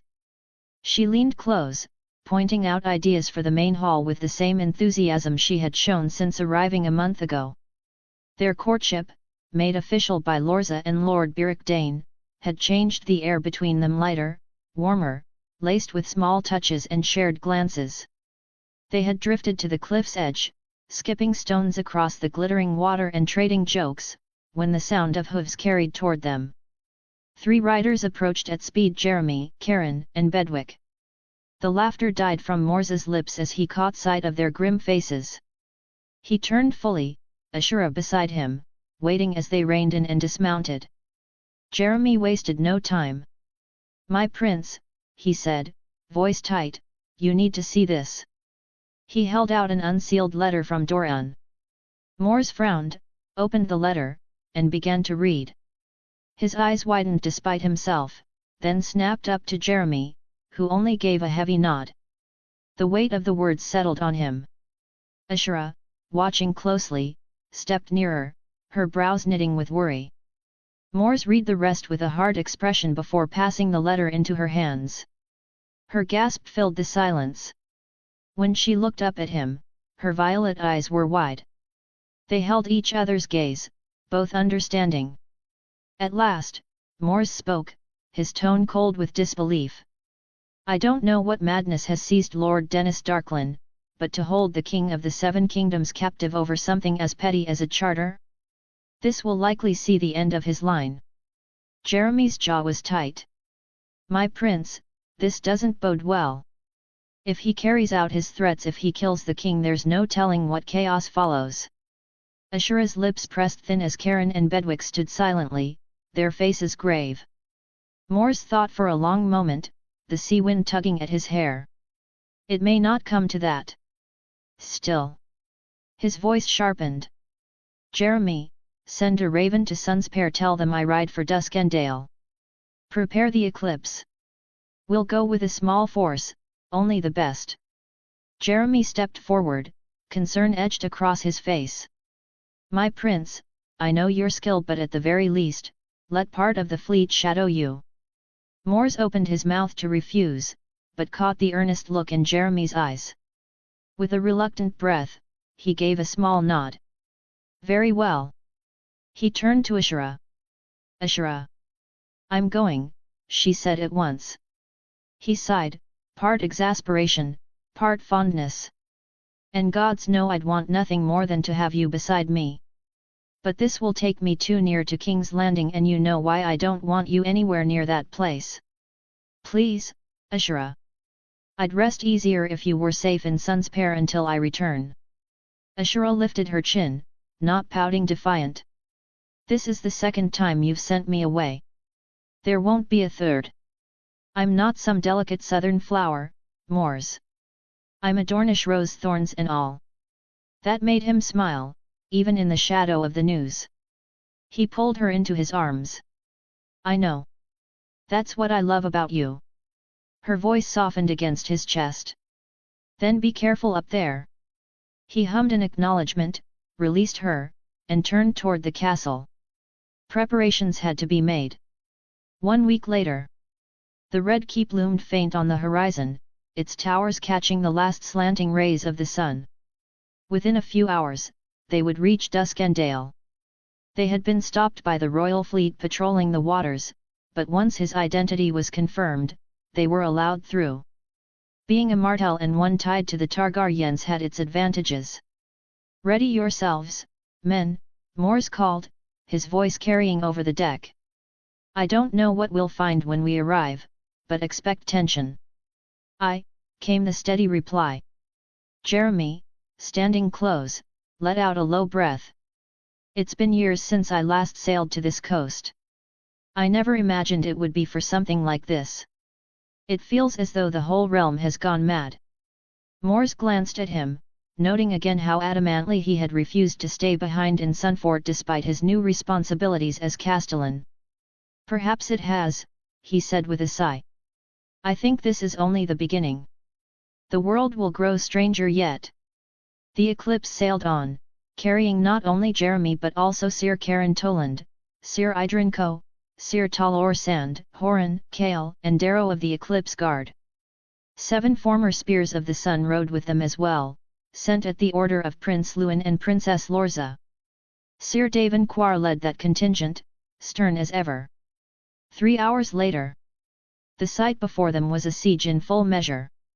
Rows of tents blanketed the fields around Duskendale, smoke curling from countless campfires. Siege engines loomed on the ridges, and the banners of the crown ringed the town like a noose. Mors took in the scene grimly. Months like this, and Ares still locked inside. What state of mind must he be in? At the command post, the heart of the host, he saw the gathering of great lords and princes. A rider in Targaryen livery had just arrived, speaking urgently with 2 men at the center of it all, Lord Tywin Lannister and Prince Rhaegar Targaryen. As Mors approached with only Jeremy and Karen at his side, the guards let him through at once. All eyes turned toward him. Rhaegar's widened in open surprise before he strode forward, flanked by Arthur Dayne and Barristan Selmy. Mors, my dear cousin. Rhaegar embraced him as though they were the closest of brothers. To see you here, in such treacherous times it soothes my heart. Mors smiled faintly, though beneath Rhaegar's warmth he felt a flicker of panic radiating through him, sharp and uncontrolled. Cousin, Mors answered evenly. I could not sit idle when I heard what had befallen the king. I brought a small company at once. The rest of my fleet will arrive in days to lend support. He inclined his head to the knights. Sir Arthur. Sir Barristan. Good to see you both, though I wish it were under better stars. Arthur clasped his forearm in greeting, his expression grim but respectful. Barristan returned the salute more briskly, his tone clipped. Aye. Dark times indeed, my prince. We would have given our lives rather than see this happen. He spoke quickly, almost defensively, as if to a rival before Mors could question his absence. A faint unease clung to him, which Mors noted with curiosity. Arthur added quietly, we were not in King's Landing when His Grace chose to meet Lord Dennis. And the Queen could not be left unguarded. Rhaegar, still projecting solemnity, interjected, their failure is not what matters now. What matters is resolving this. Lord Dennis refuses to yield. He threatens to kill my royal father should we press him further. This cannot be allowed to stand. Mors met his cousin's eyes, but felt only muted concern there, dim beneath the practiced mask. Damn! There's something darker at play here. Rhaegar gestured toward the high table where Tywin and Gerald Hightower spoke in low, urgent voices. Come! Let us hear what they've decided. Tywin's sharp gaze flicked to Mors as he approached. The look held respect tempered with something else. Worry? Disappointment? The moment passed, and Tywin turned back to Gerald. We cannot let this drag on, Tywin said. If we yield to Lord Dennis's insolence, it will stain the Iron Throne as weak. The other kingdoms will sense blood, and the Targaryen name will suffer for it." Gerald's voice rumbled back, ironclad. "The King's Guard cares nothing for politics, my lord. Our charge is His Grace's life. He has been captive for months. If the host does not act, we will storm the gates ourselves." Rhaegar lifted a hand placatingly. "Your resolve honors your vows, Sir Gerald. But your size alone would see you struck down before reaching the walls. Losing you would be a blow we cannot bear." Gerald exhaled heavily, but said nothing more. At last Rhaegar turned back. "For now, we wait. Pressing too soon could cost the king's life. Patience will break Dennis faster than steel." Tywin's eyes narrowed, but he gave a curt nod. "Then we wait." And so they did. Another week passed, the tension twisting tighter with each day. Then, at last, Tywin gave the order, not for better terms, but for final surrender. Duskendale would yield the king, or the town would burn. The command tent outside Duskendale. It was afternoon when Jeremy arrived, grim-faced, while Mors was tightening the last straps on his armor.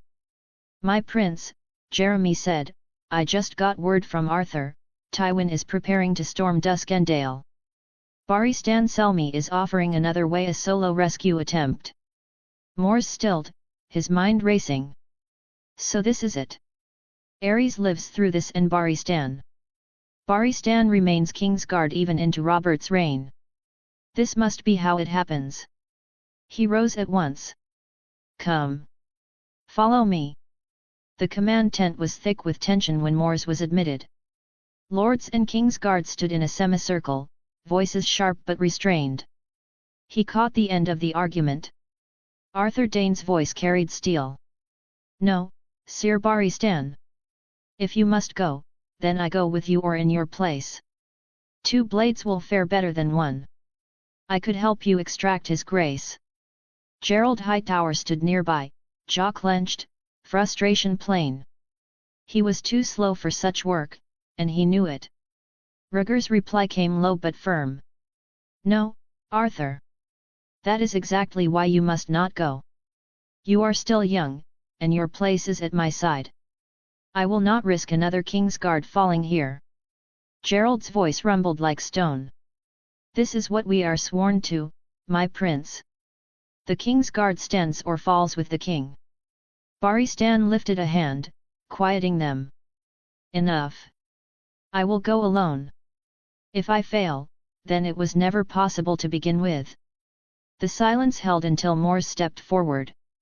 "Then I'll go with you." The words rippled through the tent. Jeremy stiffened beside him, horror plain on his face. "Absolutely not, my prince," Jeremy burst out. "This is their vow, their duty. It is too dangerous." "Cousin," Rhaegar said quickly, though Mors felt the faint pulse of delight beneath his polished mask, "your sentiment honors you. But you are younger even than Arthur. This is not your task. Please, reconsider." Tywin's golden eyes flicked toward him, surprise flashing across the cool mask. Arthur and Gerald stared, as though testing the weight of his words. Even Barristan looked caught between protest and respect. Mors's voice sharpened. "You forget Aerys is not only your king, he is my blood. My father was Prince Doran, uncle to his grace. This is my duty as much as yours. And Sir Arthur is right, 2 stand a better chance than 1. If one falls, the other can still bear the king out. Tell me." His eyes swept the room, "does anyone here truly believe I could not hold my own?" The challenge hung heavy. Arthur and Gerald bristled instinctively, but even they could not deny it. At 17, Mors might already be the finest spear in the realm. At last, Rhaegar inclined his head, reluctant. "Very well." He turned abruptly and left the tent, though Mors felt the storm of envy and frustration rolling off him. Tywin studied him for a long, hard moment, and what lingered in his gaze this time was respect. "If you fall, Prince Mors, Dorne may never recover." I won't, Mors answered simply. Tywin gave a single nod and departed. One by one, the king's guard regarded him anew. Gerald broke the silence first, laying a heavy hand on Mors's shoulder. "The Son of Dorne," he said, his voice solemn. "I see it now." He inclined his head and strode out. Jeremy turned on him, stricken. "Mors, please. This is madness." Mors softened, meeting his eyes. "Jeremy. Trust me. I'll get us all in and out safely." Jeremy swallowed, unable to speak, but gave a tight nod. Arthur stepped closer. "Mors, good brother. Do you not think of Ashura? If you fall, she may well follow you into the grave." Mors arched a brow. "Arthur, you've known me for years. Do I look suicidal to you?" Arthur's mouth twitched. "Yes. Utterly. A lunatic." They both laughed, tension breaking. Even Barristan smiled faintly. The old knight's voice was quiet. "So you mean to stand beside me? You understand, don't you? They don't expect this to succeed. It is a death sentence." Mors's smirk carried iron. It was a death sentence. Now? Now it's certain. Arthur groaned, but there was warmth in it. Barristan gave a short nod. "Then let us prepare. At dusk, we go." He left the tent. Arthur and Mors clasped forearms in a warrior's farewell. "The gods be with you, brother," Arthur said. Mors nodded once. "Aye." And then it was time to get ready. Chapter 38, Chapter XXXV, The Rise of the Sun. At dusk, cloaked in shadow, Mors and Barristan slipped toward the castle walls. They moved like wraiths from cover to cover, the faint torchlight never touching them. Barristan, though famed as one of the realm's greatest knights, found himself quietly astonished. The way Mors moved, silent, fluid, almost prescient, was uncanny. He seemed to predict the rhythm of the guard's steps, to know when a man would turn before he did. To Barristan, this was not simply skill, it was something beyond. They scaled a covered section of wall, one of the most heavily watched. Yet, with perfect timing, they flowed through an opening as if the watch itself had conspired to let them pass. Inside, their memorized map narrowed their choices. The king would either be in the dungeon or the solar in the main tower. Mors whispered low, "So, according to your plan, we check the dungeon first." Barristan gave a terse nod. "Aye. They've shown him no courtesy so far. I'd wager the dungeons." "Good," Mors murmured. "The coast is clear this way." They crept to the dungeon stair, peering into the torch-lit chamber below. 6 men sat within, 2 at dice, 2 deep in drink, 1 jeering at the frail figure of King Aerys, and the last broad, grim, sharpening his blade with a worried scowl. Barristan's eyes narrowed. "Simon Hollard. Master of Arms to Lord Darklyn." Mors's jaw tightened. "Leave them to me. You free the king. Make sure no one touches him, especially not as a shield. Once you have him, prepare to move." Barristan turned sharply. "You." "No time," Mors cut in, sliding knives from his thigh sheaths. His violet eyes caught the torchlight. "Gerald was right. You are King's Guard, you fall or rise with your king. Efficiency is what matters now. On 3. He raised his fingers. 1. 2. Barristan set his jaw, sword ready. 3. They burst into the chamber. 2 knives flashed, embedding in eye and throat. The dice players collapsed before their mugs hit the ground. The room erupted. Barristan's blade sang as he struck down the man who had mocked the king, cutting him clean before the drunk could even raise a defense. Mors moved like the wind. 2 knives struck home, crippling their targets mid-motion and buying him the breath he needed. He closed in, short sword and dagger flashing, overwhelming his foes with brutal grace. 1 throat opened beneath his thrust. The second man's blade slashed wide as Mors twisted past it, sweeping his legs from under him. In the same motion, Mors drove his short sword down, ending him before he hit the ground. A dagger whistled through the air. Mors twisted mid-turn, vaulting aside as it schemed past. His own dagger answered, spinning back at its source. Simon Hollard knocked it away with a snap of his wrist fast, skilled, dangerous. Mors's eyes lit with anticipation, pulling out another dagger to dual-wield. They clashed in a sudden storm, steel on steel, short sword and dagger against long sword. Hollard was skilled, but Mors was merciless. His speed and precision carved the man down piece by piece, blood welled from arm, then ribs, then neck. In a blur, Mors slipped behind him and drove a dagger up through the base of his skull, ending it with one decisive thrust. All of it within the span of a single breath. He never stood a chance. He eased the corpse to the ground in silence. When he turned back, the dungeon was quiet save for the ragged breath of the king. Aerys Targaryen sat slumped in chains, thin and filthy, his hair matted, his eyes fever bright. Yet when they fixed on Mors, they gleamed with something fierce and unnerving.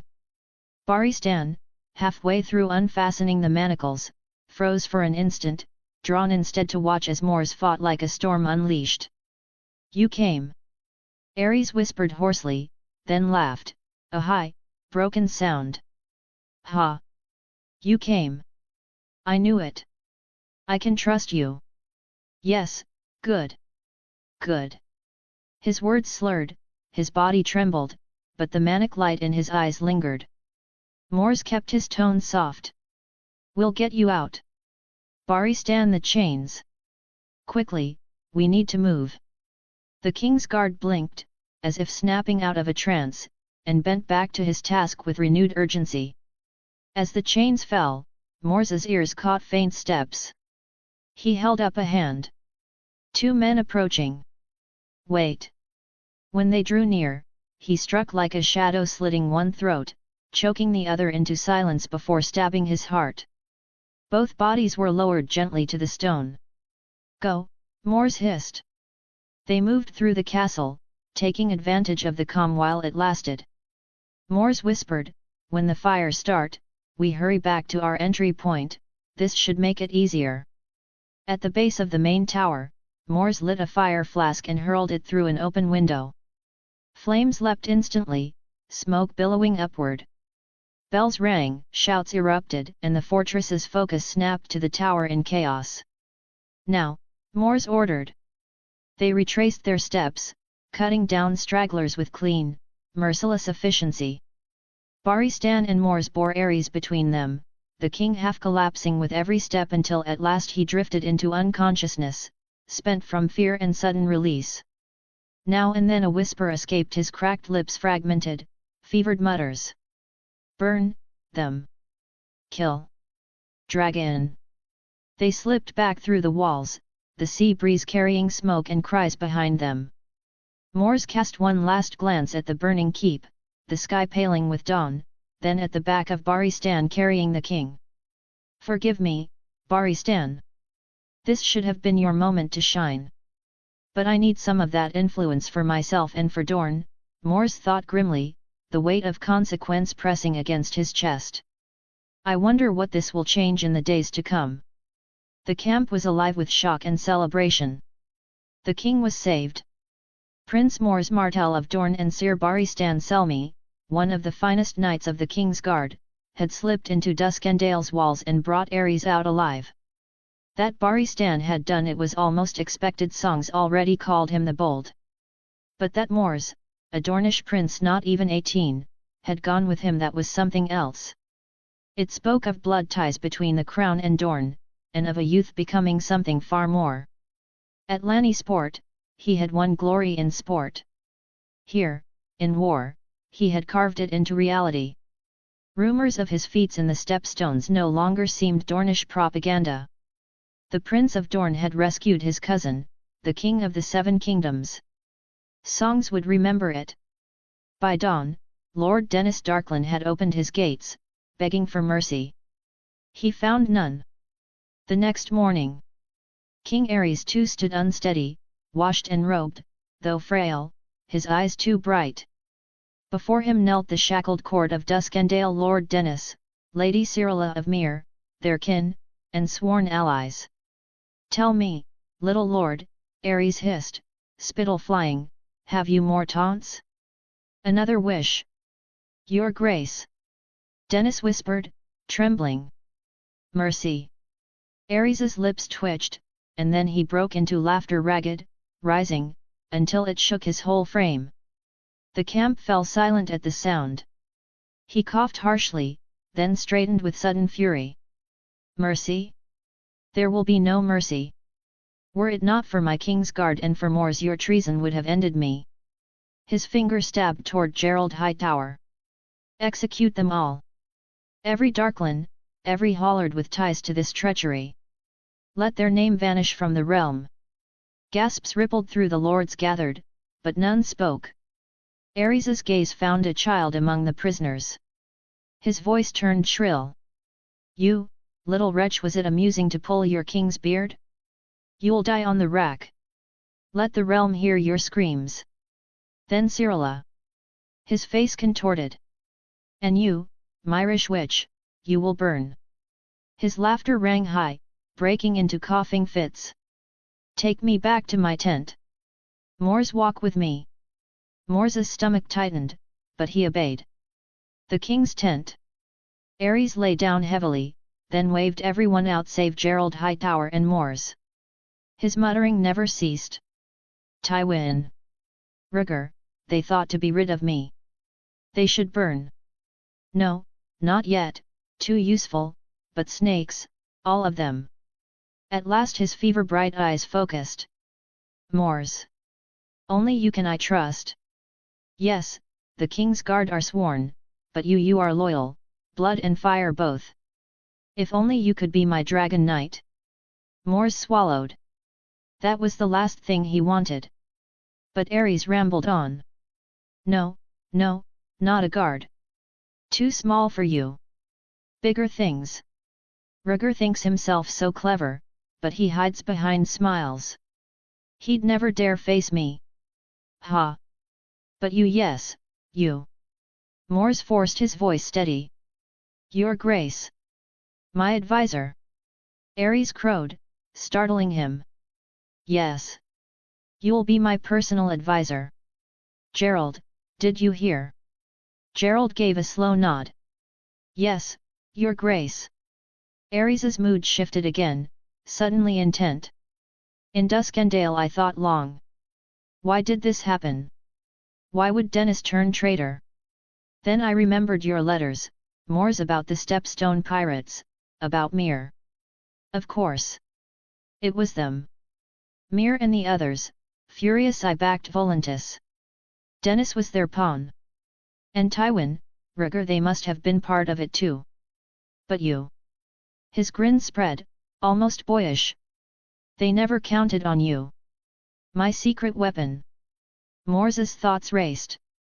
"That leap makes little sense, though I can see how he might arrive at it. But if he believes it, if he acts on it, the realm will pay the price." "Prince Mors Martell," Ares corrected himself, twitching. "I have an important mission for you. Conquer the three daughters." "Yes." "Lys, Myr, Tyrosh. Burn them, bleed them dry." Barristan entered quietly at that, freezing when he heard the words. After a measured pause, Mors forced his voice into calm steadiness. "Your grace, cousin. A war across the sea would only unite your enemies against you. But strike at what they prize most, their trade, their coin, and they will wither without a blade being drawn. Desperation will do the rest. They might even kill each other for the scraps." Ares's eyes widened. He shot upright with sudden clarity. "Yes. Brilliant. Their trade. The Stepstones ours by right since the rogue prince took them. You'll take them back, in my name. That will strangle the free cities." "Ha!" He turned wild-eyed to Gerald and Barristan. "Bear witness. By my decree I name you, Prince Mors Martell Targaryen, Prince of the Stepstones, Warden of the Dornish Seas, and advisor to the crown. My own counselor, bound to none but me. His voice rose into manic laughter that broke apart into a fit of coughing, his frame shaking with the force of it. Ares abruptly rolled onto his side, voice muffled but sharp. Dismissed. Tell me what you need to make it happen. Then his eyes fluttered shut, as if the world itself no longer concerned him. Mors remained motionless, the weight of it sinking in. With a single word from a madman, his station and his fate had shifted forever. At last, he bowed his head, forcing the words out evenly. Very well. Your Grace. He rose, offering a brief nod to Sir Gerald and Sir Barristan before leaving the tent. Outside the tent. As he walked out, he heard someone call him from behind, Prince Mors, please wait a moment. Barristan caught him just as he stepped out of the tent. His face was solemn, voice carrying the weight of an oath. Prince Mors, we, the King's Guard, owe you a debt. You helped restore our honor when it was most tarnished. Should our vows allow it, know that we will answer your call. He hesitated then, the words seeming to stick in his throat before he forced them out, quieter, almost personal. And, make Arthur's sister happy. You are her Sunday. He left without another word. Mors scratched the back of his head, expression caught somewhere between bemusement and disbelief. You'd think he was Ashura's ex, or her elder brother, the way he talks. He lingered a moment longer, watching Barristan's broad back vanish into the lamplit tent. Then he sighed, turned, and let his gaze settle on the empty camp road ahead, silent, heavy with shadows, and leading only toward greater storms. He kept replaying the image of the king shrieking for fire, for flesh to burn. The sound clung to him like smoke. It was a hinge in time, he realized a moment that proved Ares had slipped wholly into madness. Yet madness or not, the elevation served Mors perfectly. A title, authority, royal sanctioned tools he could wield. He didn't know when the rebellion would ignite, but he remembered the great tourney at Harrenhal would come first. And now, with this new power, he could hasten Dorne's rise, strengthening the stepstones, and through them, himself shaping it all for what was surely to come. He exhaled slowly, the taste of ash still on his tongue. I feel dirty, he murmured. Then he turned toward his tent, ready to gather his men and prepare for departure. His projects would no longer simply expand, they would surge.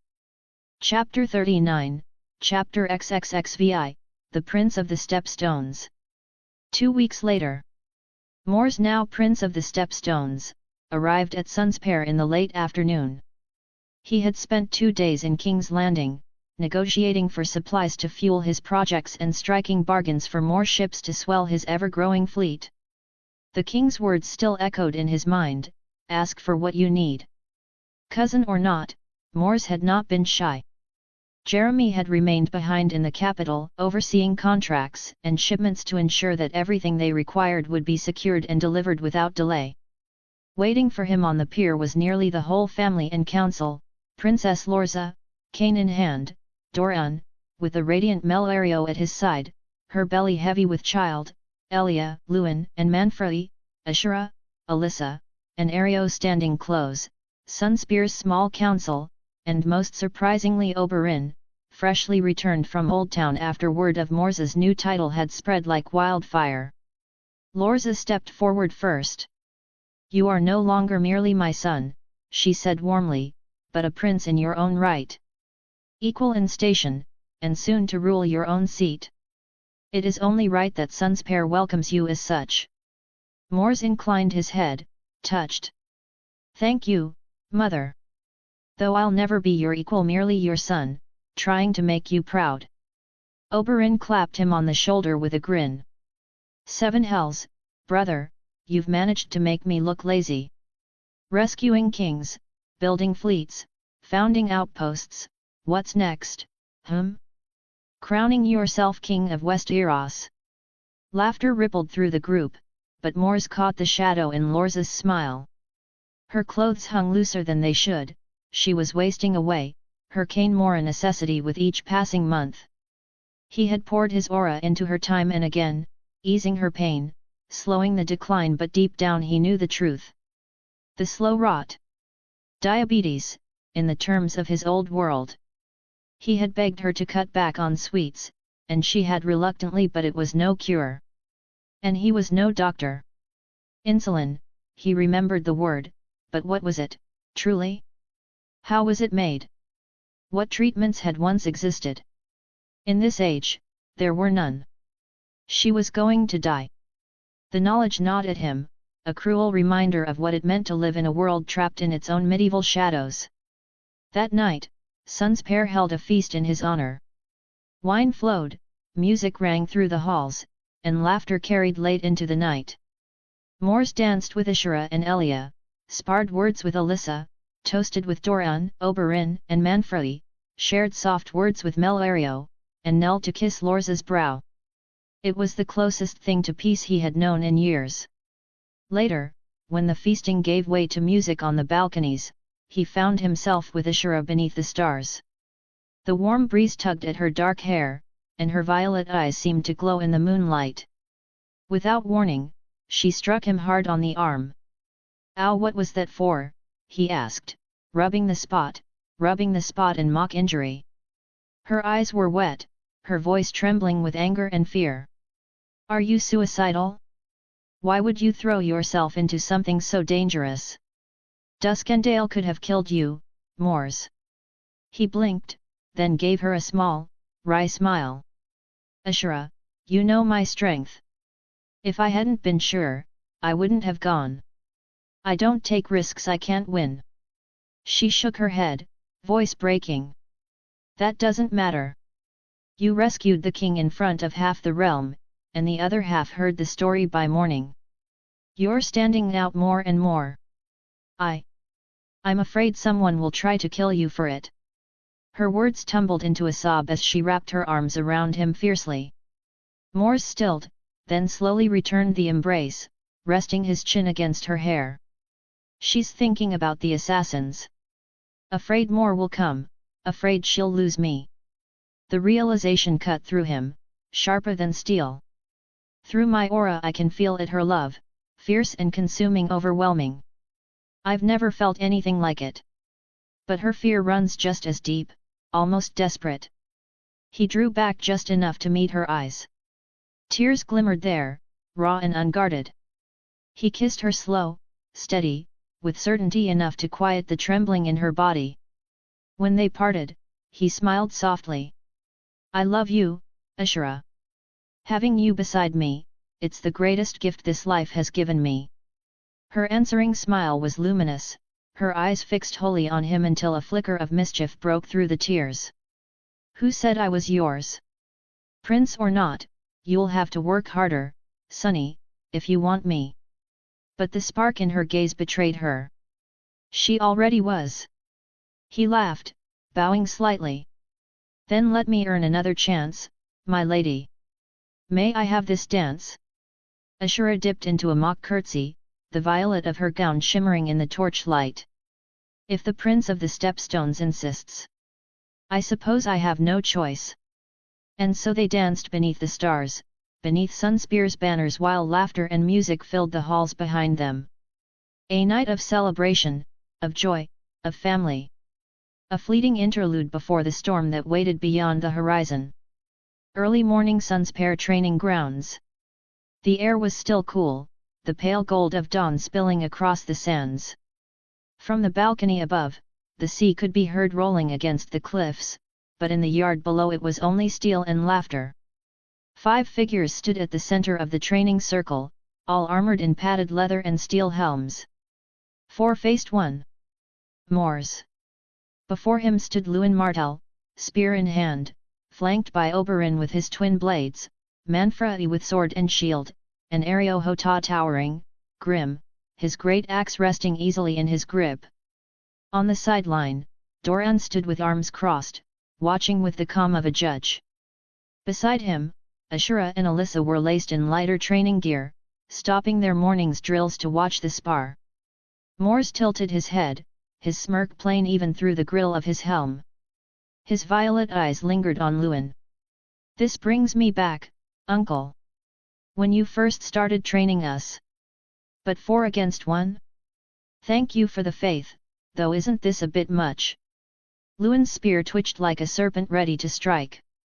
If I didn't know better, I'd say you sounded afraid, nephew. Oberyn flashed his teeth. Or maybe he just realizes how intimidating it is to face his much more handsome older brother. Manfredi sighed audibly. Ario said nothing, his unblinking eyes on Mors waiting for him to move. Mors's grin sharpened. No, you misunderstand. I only worry that with so few of you, I won't be able to hold back. Someone might end up hurt. Especially my delusional older brother. That earned a chuckle from Ashura, and Alyssa covered her mouth to hide a smile. Doran only sighed. Somehow, whenever Oberyn, Manfredi, and Mors stood together, they reverted into children. Oberyn, catching it, turned his smirk toward Doran. And don't act the adult now, brother. Remember the night you and Mors drank yourselves blind and decided the fountain needed another spout? That heroic pose while pissing? Shall I demonstrate it for the ladies? Doran's thin smile vanished. A vein ticked at his temple. Even Lewin chuckled. Enough, Lewin said firmly. He set his stance. Begin, we move as one. They came at him together. Lewin struck first, spear darting like lightning. Mors caught it on the blade of his spear, spun it aside, and pivoted just as Oberyn lunged in with both blades flashing. Mors vaulted a step back, then forward, his spear butt sweeping low and knocking Oberyn's legs out from under him. He twisted mid-spin, letting the motion carry into a block as Manfredi's shield slammed down. The clash of wood and steel rang sharp, but Mors absorbed it and shoved Manfredi back 3 paces with sheer force.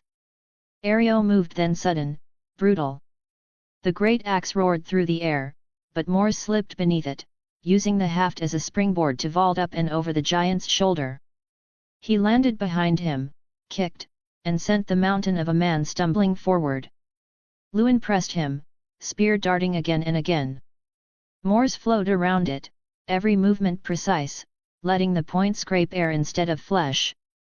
One thrust came close. Mors twisted, snatched the shaft under his arm, and with one surge of strength wrenched Lewin nearly off his feet before shoving him clear. Oberyn was already back, eyes gleaming with ruthless delight. He darted left, then right, blades slashing in a storm. Mors met him head-on, his own spear blurring. Sparks flared as steel kissed steel. Mors ducked, rolled, then spun vaulting over Oberyn's shoulder and tapping his helm with the flat of his spear blade as he passed. Dead, Mors said with a grin. Oberyn cursed and came at him again, faster, angrier. Manfredi pressed in too, disciplined, controlled. His blade work was tight, precise. He was no weakling. But compared to the monsters surrounding him, he looked almost ordinary. Still, he held his ground, and Mors gave him a rare approving nod before sweeping his shield wide and disarming him with a twist. Ario rejoined, axe carving arcs through the air. His size was monstrous, his speed shocking for it. But Mors was faster. He slid under one swing, then vaulted off the shaft of the next, flipping to land behind him once again. With a flourish, he tapped the haft against Ario's back.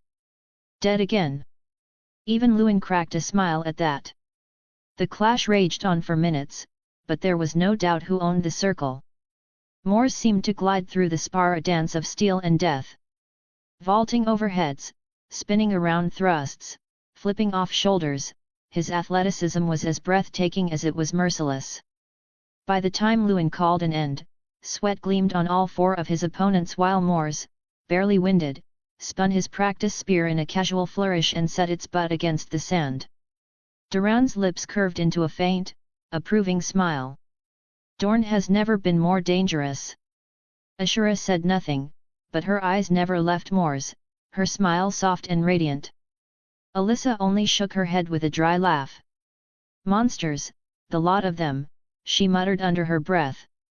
Mors answered with a smirk, bowing low in exaggerated theatre before snapping into a crisp salute to Luin. For once, Luin allowed himself a rare smile.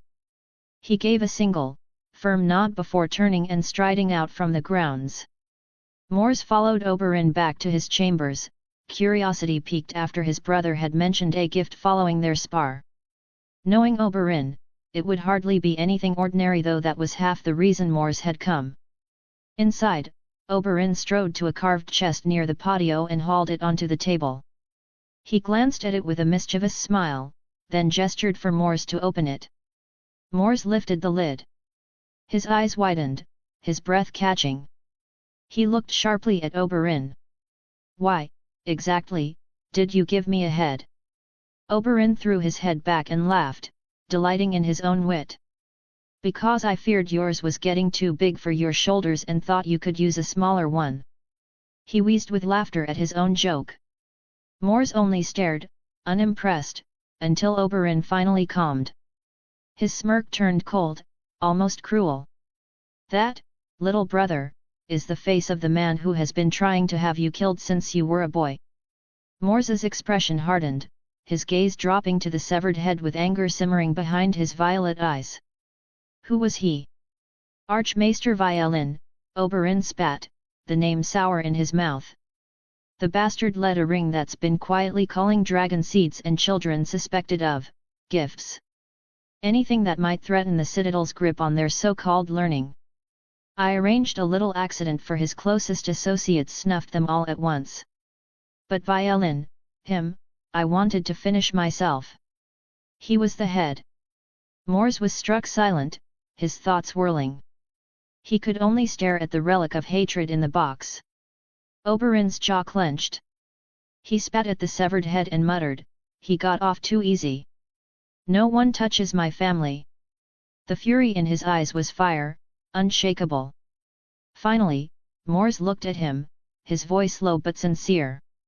"Oberyn, thank you. Truly." He stepped forward and pulled his brother into a fierce embrace. For the briefest moment, he thought he saw a tear on Oberyn's cheek. Sweat, perhaps. Oberyn wiped it away before it could be questioned. "You may be taller, stronger, and seven curse you just a little more handsome," Oberyn said with a crooked grin. "But I will always have your back, little brother." "And I, yours," Mors answered. They parted, Oberyn slinging an arm across his brother's shoulders, drawing him close again as his grin returned. He leaned in and whispered conspiratorially, "Now tell me, how in the seven hells did you get Dorne drunk enough to drop that brooding mask and act like a real Prince of Dorne?" Mors laughed, the tension at last breaking. Chapter 40, Chapter XXXVII, The Black Sun. Bloodstone Sea, mid to late 277 AC.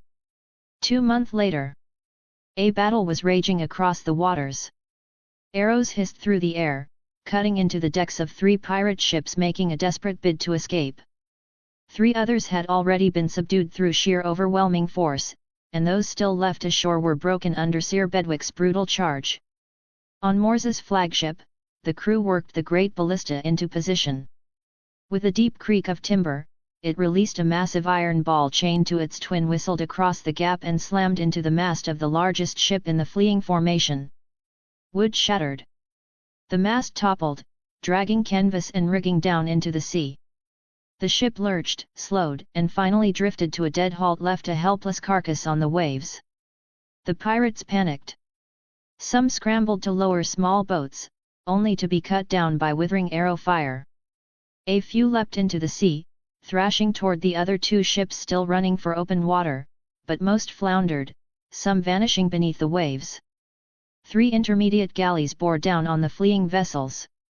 They rammed one, grappling hooks biting into its railings as boarders surged across. The second, lighter and quicker, managed to slip away into the haze of salt spray. The pirates aboard the crippled flagship threw down their weapons as Dornish patrol ships closed in, surrounding them with spear points bristling from every angle. They were seized without mercy. Mors's gaze shifted to the lone ship still making its escape. A flicker of cruelty sparked in his violet eyes. "Shoot fire arrows," he commanded. Archers dipped shafts into oil-soaked bindings, touched them to flame, and loosed. Mors took a bow himself, knocking an arrow, setting it alight. Together, they let fly. Half the arrows struck true, sails bursting into flame. Fire spread across the rigging, crackling as the ship slowed, smoke curling into the sky. The pirates, frantic, lowered a boat, others diving overboard in desperation. Patrol ships swept in to hem them close, cutting off the escape. The boat was seized, and those struggling in the water were dragged out choking, coughing, defeated. Ashura lowered her own bow, wiping sweat from her brow. "Is it over?" she asked, her voice weary but steady.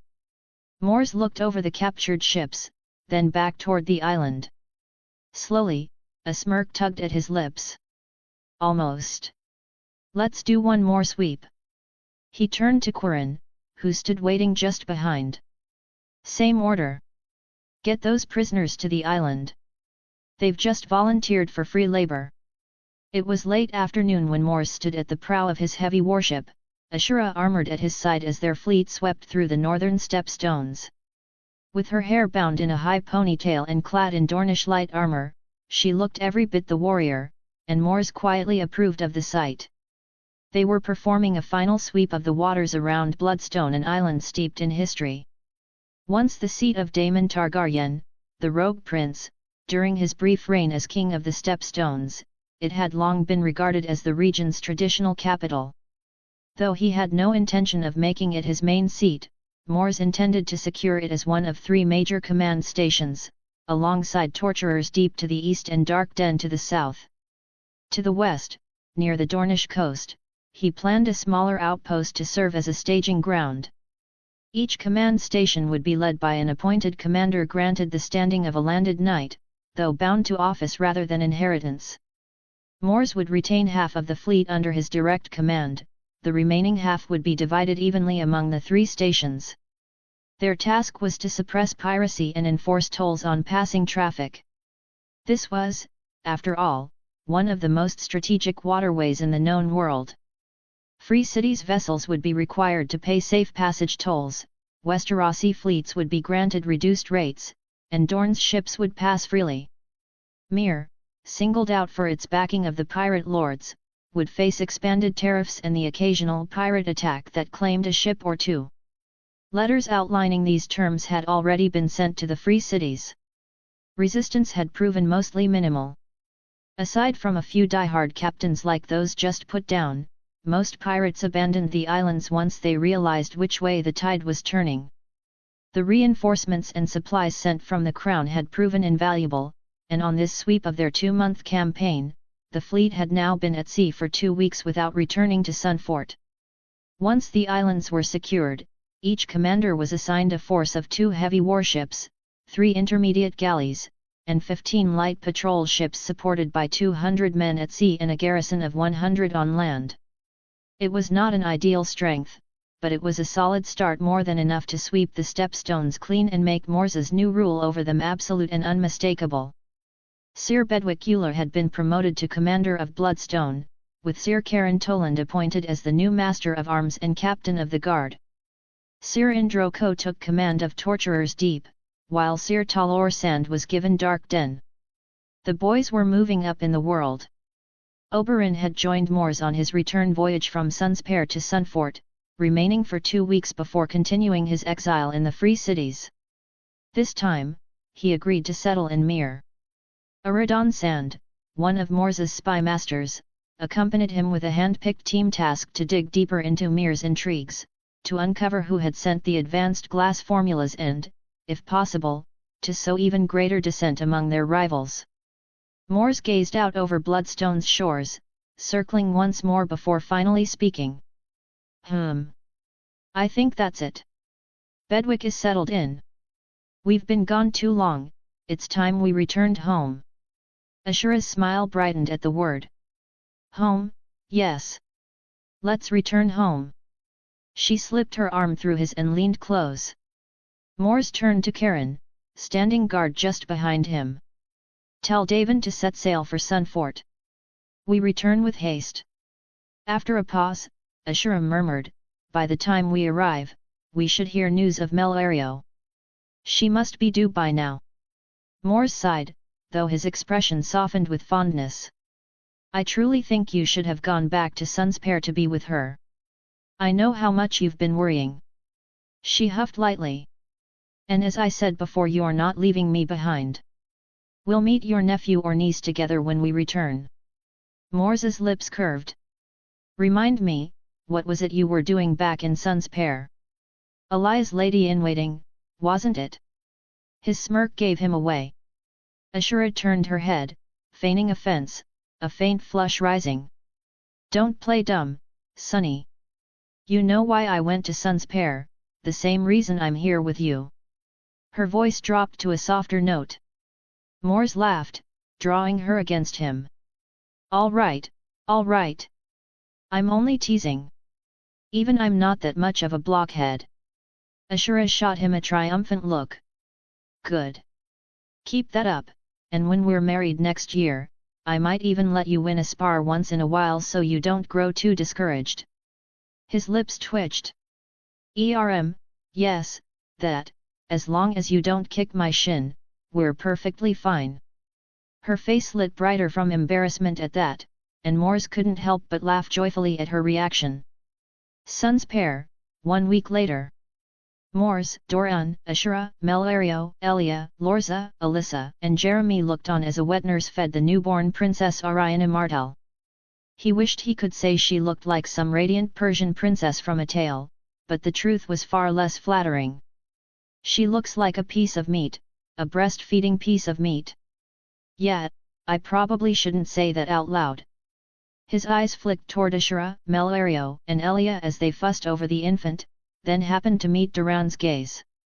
His older brother's lips twitched, as though he knew exactly what Mors was thinking.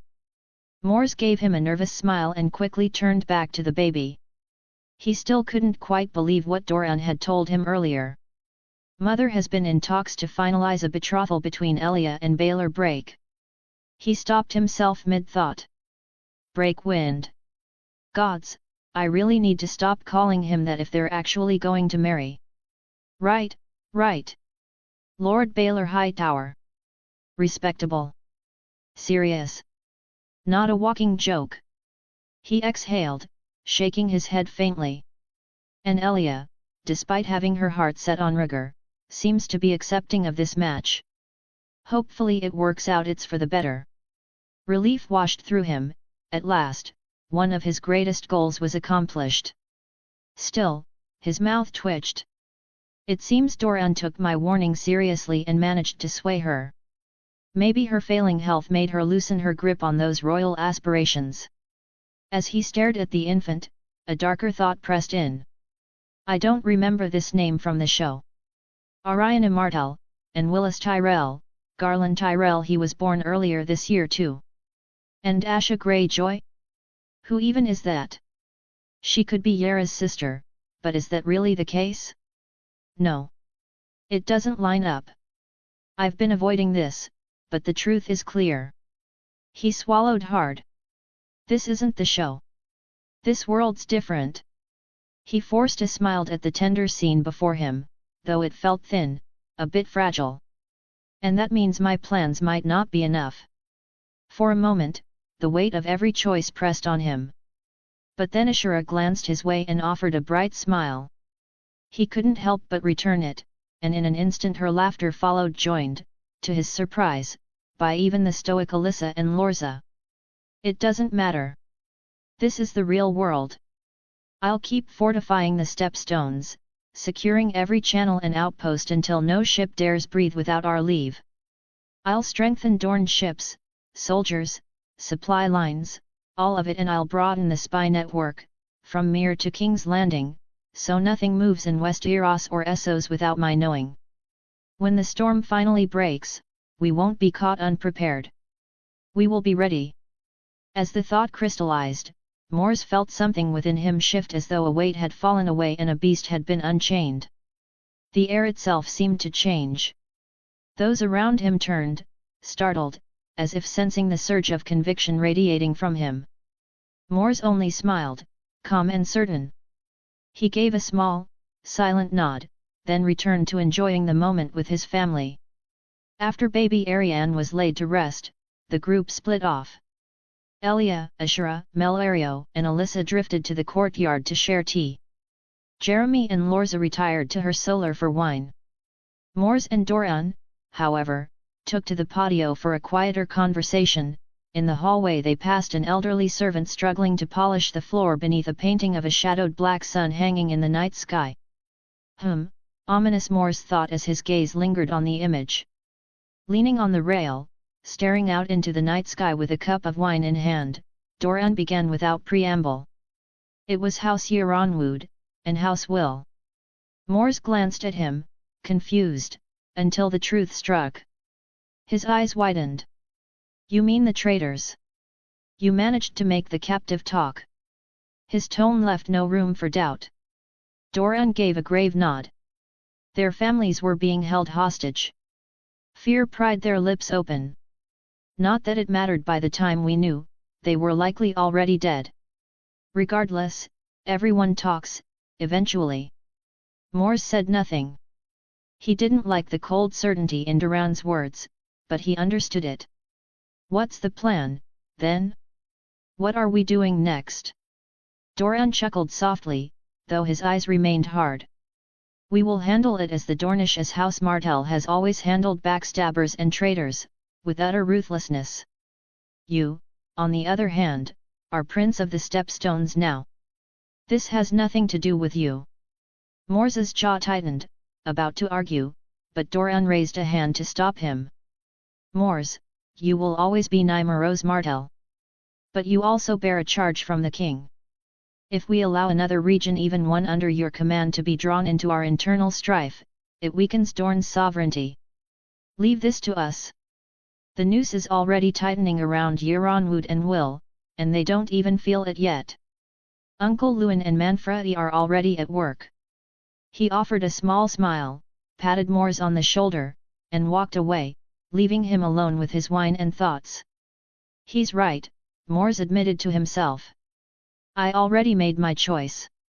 My conviction is to strengthen us, to prepare before the storm comes. I'll stick to that. He sighed, nursing his drink as his gaze drifted back to the stars. There was a soft rustling so faint only he could have noticed it. Mors didn't turn. Did Doran return? That was when he heard it rasped just behind him, low and certain. Vala Morghulis. Something cold and impossibly sharp punched into his back. Pain seared through him, hot and sudden, the kind of agony no ordinary blade should bring. His breath caught, the world narrowing to the taste of iron in his mouth. The cup slipped from his hand. Darkness pressed in at the edges of his vision. And then the world seemed to stop. Chapter 41, Chapter XXXVIII, Vala Morghulis. Vala Morghulis. And then the world seemed to stop. Agony speared into his back. Something impossibly sharp bit through him, pain surging like fire and ice at once. His senses exploded outward, time slowing to a crawl. He saw the cup tumbling from his hand in slow motion, smelled the acrid, fishy stench seeping from the wound. Poison, he realized instantly. Assassin. Before the thought fully formed, his body reacted. His right elbow drove back with monstrous force. The blow landed with bone-crushing force, sending the attacker sprawling 10 paces across the hall. The impact echoed through the chamber as Mors whirled, aura flaring outward like a storm wind, his hair and cloak whipping back, violet eyes burning with an unnatural light like a dragon staring down prey. He reached behind him and gripped the blade still lodged shallowly in his back. A Valyrian steel dagger, its edge slick with black poison. Somehow, it had pierced only an inch deep. Rage surged. You! Mors roared, striding forward, every step like a hammer beat. In a blink, he stood over the fallen figure, the old servant he had passed cleaning the hallway earlier. The man rose despite his shattered jaw, hunched, then straightened unnaturally. With a deliberate motion, he peeled away his own face. A faceless man. The gift failed, the assassin rasped in a thick Bravici accent, his broken jaw twisting the words. Mors, gripping the Valyrian dagger, brought it down in a savage arc so fast it would have split any ordinary man in two. The faceless man twisted aside at the last instant, narrowly escaping death, though the edge still carved a deep line across his side, spilling blood. A plain steel dagger seemed to bloom into his hand, raised and poised to strike, yet he held back, his movements taut with hesitation. His gaze locked on Mors wide with confusion, as though peering past flesh and blood into something hidden beneath. Then, in the span of a heartbeat, that confusion shifted into something almost reverent. "No, not failed," he whispered. "You are chosen, one of the many faces." The assassin lowered his guard completely. Mors snarled and plunged the Valyrian dagger into his chest. The faceless man didn't even flinch. Blood bubbled at his lips as he forced out a whisper. "No mistake, the coin is yours. Vala. Dohaeris." His hand slipped from his sleeve, an iron coin tumbling free as he collapsed lifeless to the floor. In that instant, the state Mors had been holding shattered, and he dropped as well, drained to the marrow, every ounce of strength spent. For all his power, he now lay as defenseless as a child. What was that? That's never happened before. Mors thought, mind still reeling as he lay there. People rushed in Jeremy at the front, with Doran, Ashura, Alyssa, and Ario close behind. Mors. Ashura dropped to his side, voice breaking, hands trembling as she touched his back. "You're hurt. Gods, you're hurt." Alyssa was already working, steady hands binding, sniffing the wound. Her eyes widened. "Poison." Jeremy bent to the corpse, pale. "Faceless man." Gasps rippled through the room. Duran's face hardened. A faceless man, in Sun's pair. Then, snapping into command, "Jeremy, Ario, find everyone who was near this hall. Quietly. No word of this escapes." He then turned to Mors, worried. Mors took it all in with solemn eyes but forced a faint smile. "Just, give me a moment. I'm drained, tired, more than I'd like to admit. But it's all right. You know I'm different. My body is fighting whatever was on that dagger, I can feel it. If anything, this poison will only make me stronger." They were speechless at this, staring at him in stunned disbelief. But as he voiced this, his mind raced. "This is a weakness I never accounted for. Nothing has ever broken my aura before, not truly, and yet here I am, cut and poisoned. If a single Valyrian dagger can do this, then I'm not as untouchable as I thought. I need to adapt. Build an immunity, small, controlled doses, until my body is resistant. Oberyn would know the herbs and venoms. Yes, I'll speak with him." And that state, what was it? An overdrive? For a moment everything was sharpened, heightened beyond anything I've known, and then it was gone, leaving me like this, drained to the bone. Mors rose slowly with Ashura and Alyssa steadying him.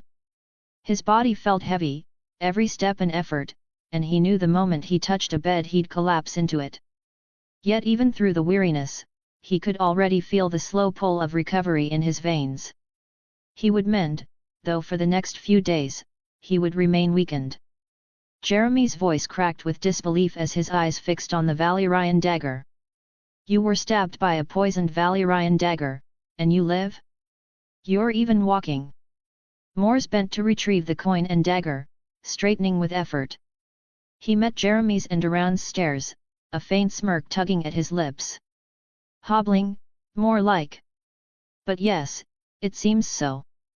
Jeremy and Doran exchanged a glance, their faces caught between disbelief and awe. Finally, Doran spoke after rubbing his head in exasperation, "For now. Let's escort Mors to his room. The Maester should be on his way. Jeremy and Karen, I'll trouble you and your men to guard Mors's room. I'll have my men guard the perimeter." Jeremy nodded solemnly, "Understood." Ashura and Alyssa tightened their grip on him as they led him away. Ashura's eyes were fierce, burning even through her tears. "This is exactly what I feared, Mors." Her voice broke, but she clung tighter as if she could shield him with her embrace. Later, after Maester Torvian treated him, Mors let the milk of the poppy drag him into a fitful, uneasy sleep. As his mind drifted, he kept berating himself for lowering his guard, for allowing the strike to land at all. Just before the dark took him fully, he felt the warmth of Ashura settle beside him, her presence the last tether holding him against the void. The next morning, Mors awoke to find a figure seated by the window, sipping tea. Blinking in surprise, he glanced to his side. Ashura still slept soundly, then whispered, "Mother?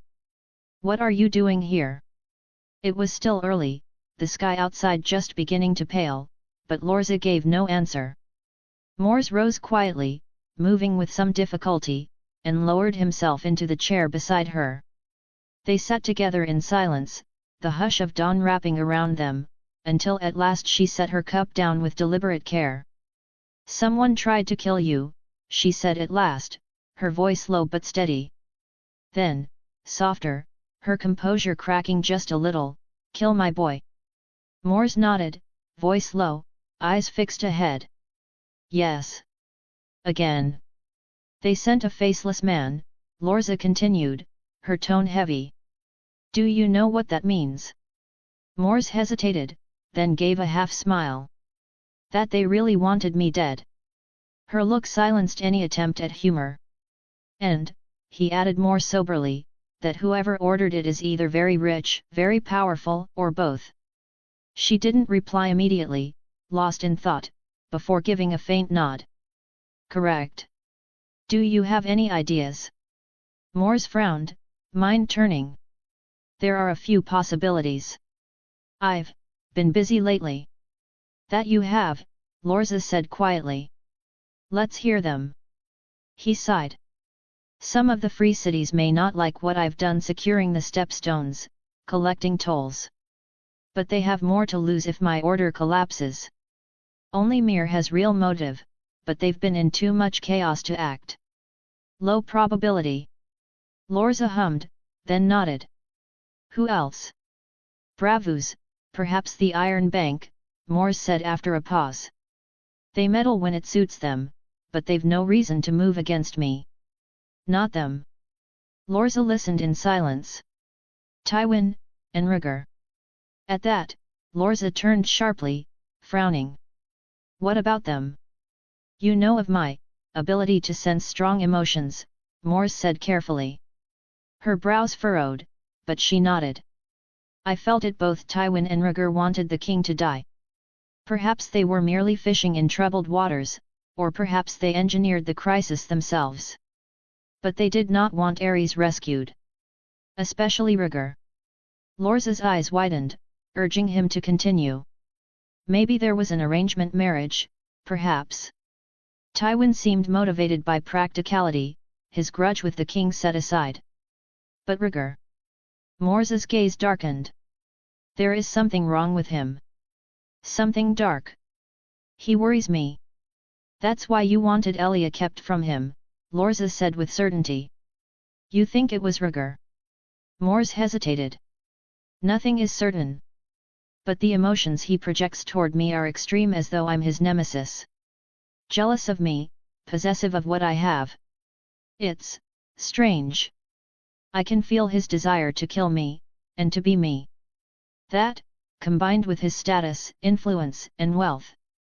I can't think of anyone more likely." He paused. "The Citadel? Maybe. But I think they've been defanged for now, and I've given them no reason to be so direct." Lorza studied him deeply before turning her gaze back out the window. A long silence.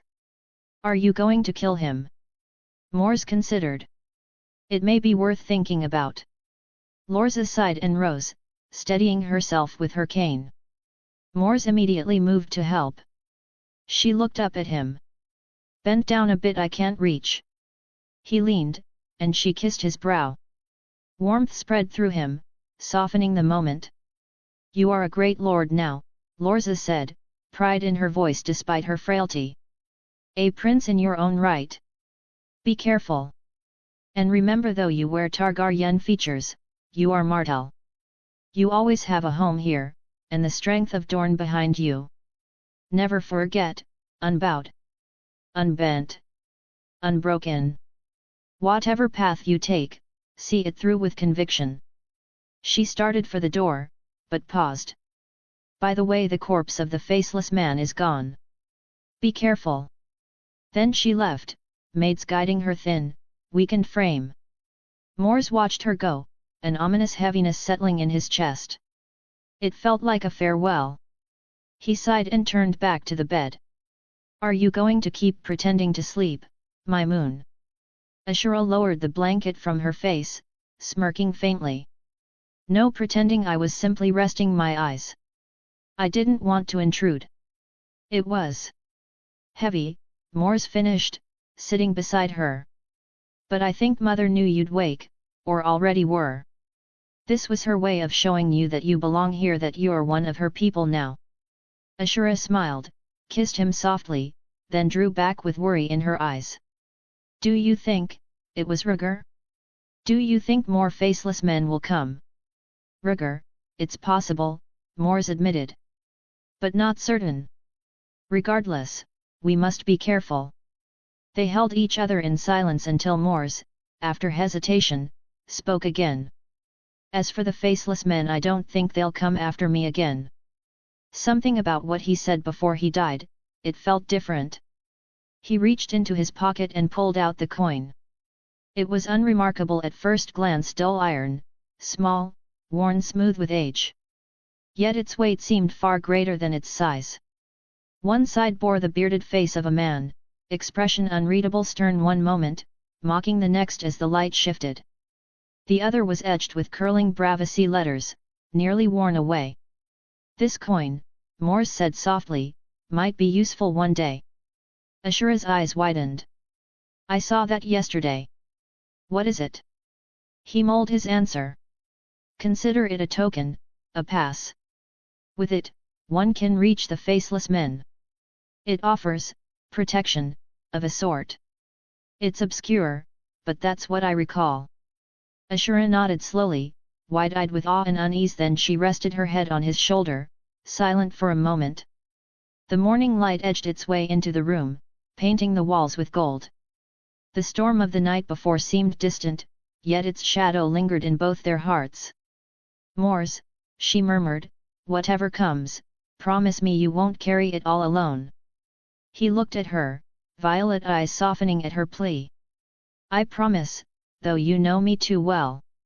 I'll try. He kissed her hair, letting the moment anchor him. But as Ashura held him tighter, Mors's thoughts wandered back to the vanished corpse, to the attempt on his life. If they come after Ashura, or anyone else close to me. A flash of ruthlessness burned in his eyes. Resolve hardened in his chest. He would not allow complacency to be the thing that killed him or those around him. I need to be more proactive. I can't wait for the tourney or for events to simply play out. I need to move first. His mind spun with plans, with names, with the steps he would need to take until Ashura's voice cut through his thoughts, hesitant at first. By the way, she murmured, a faint smile tugging at her lips, you kept poking me all night. If you really want to. Her teasing lilt, her mischief, broke through the steel wall he had just built around himself. He looked at her then, truly looked, into the dark, alluring eyes that glimmered with playfulness, and something deeper, more dangerous than any assassin's blade. He swallowed hard. And just like that, his determination crumbled, the storm within him scattered. For all his aura, his strength, his ruthless resolve, Ashura Dane could undo him with a single look. And in that moment, he wouldn't have had it any other way, because without meaning to, she had become his anchor, the one who kept him grounded, and in doing so, made him stronger. Chapter 42, Chapter XXXIX, When the Pillars Fall. Sunfort, the Stepstones, late 277 AC. The Dream. A massive dragon loomed before him, violet eyes the size of his body locking onto his own. Its colossal jaws opened, and black fire poured forth an all-consuming wave that moved with impossible slowness, twisting in a strange, hypnotic dance. Within the flames, shapes began to take form. More fire. Everything was burning. The free cities. Westeros. Unending flames spreading farther and farther. He saw men writhing as the flames consumed them. A pedestal holding the sun aloft crumbled. Glass melting into rivers. Flowers shriveling to ash. Lions prowling through smoke. Griffins rending falcons from the sky. Wolves, wounded and burning, howling as they fell. Stags licking their wounds in the embers. Trouts gasping on a cracked, dry lake bed. A serpent roaring like a dragon, choking as it tried to swallow a desert rose.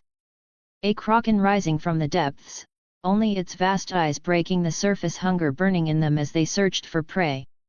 And over it all, a sandstorm howled across the now desert, scouring the last traces of life.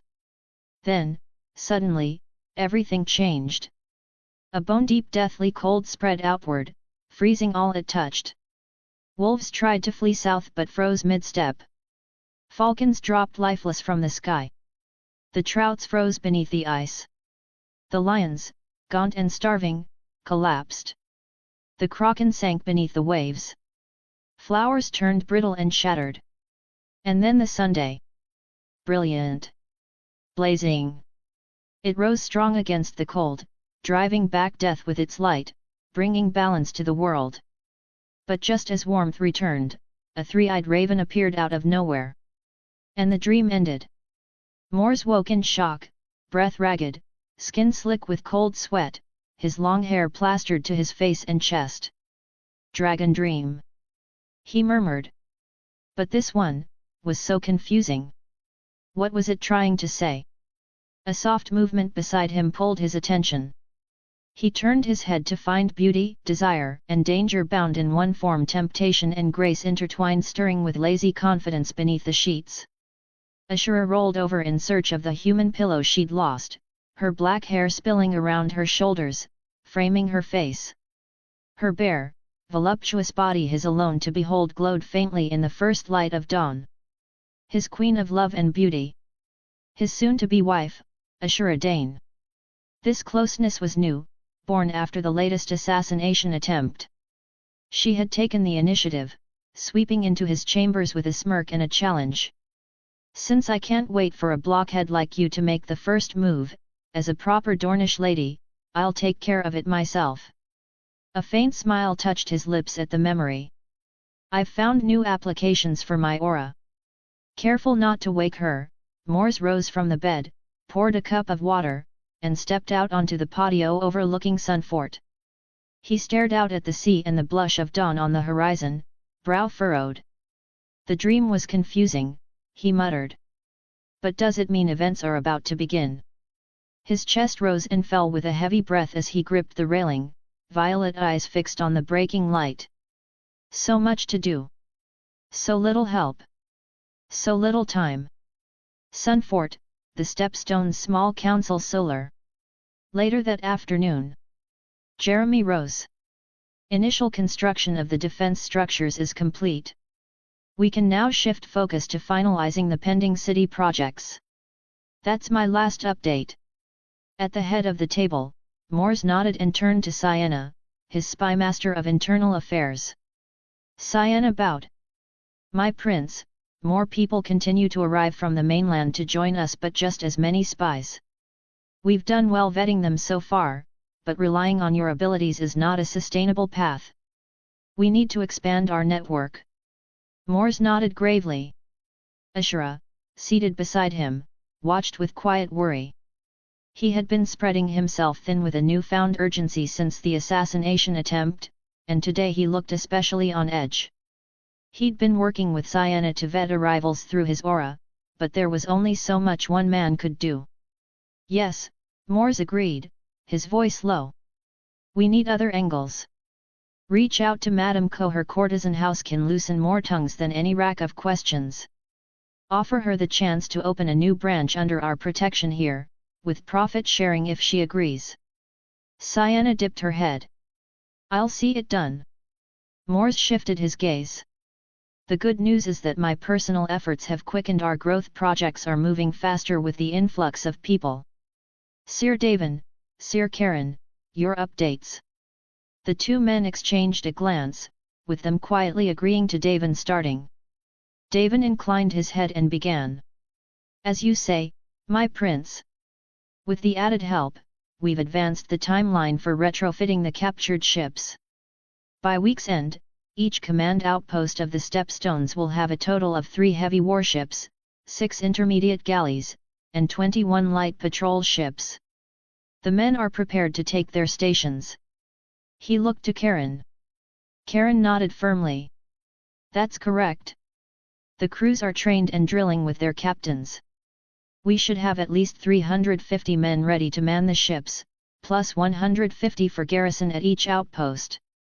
The population is still growing, but this force should be enough to deter any hostile move for now. Mors smiled. Good work all of you. This is critical for our growth. Between the 3 command islands, we now have 90 ships and 1,500 men, and with Sunfort's garrison and fleet, another 1,500. That gives us over 2,000 ready for war, 1,000 in garrison, and 180 ships. He paused, thoughtful. A strong beginning but not enough. By next year's end, I want 5,000 men in the field, with 2,000 for garrison. His gaze fixed on Davin. That means no fewer than 25 heavy warships, 50 intermediate galleys, and 150 light patrol ships. And this time, they must be properly manned, not the bare-bones crews we're using now. With the influx of people, this is within reach. Understood. Both knights stood as one and nodded resolutely. It will be done, my prince. Mors gave them a satisfied look before turning to his steward, the ever money-loving Nuria. Nuria bowed, a strange, greedy laugh slipping out. My prince. I've never seen so much gold. Hi. Mors could have sworn he saw dragon-shaped coins reflected in her eyes. Maybe he really did need more rest. Over 3,000 dragons last month alone, and still growing. The tolls have been immensely successful. They don't yet cover our full expenditures, but for a realm of our size, it is extraordinary, very extraordinary. And when Dorne begins their special project next year, all that trade will pass by us. Revenues will increase tremendously. My only fear is, they will come for my money, our money. Such wealth will draw attention. Mors's smile twitched before hardening. Good. As for attention. His tone sharpened. That is why we need strength. So none dare covet what we've built without knowing they'll lose an arm or a leg for trying. If anything seems amiss, you tell me at once. I will tolerate no embezzlement, no corruption, not even among this table. That is why I pay you so well. His violet eyes fixed pointedly on Nuria.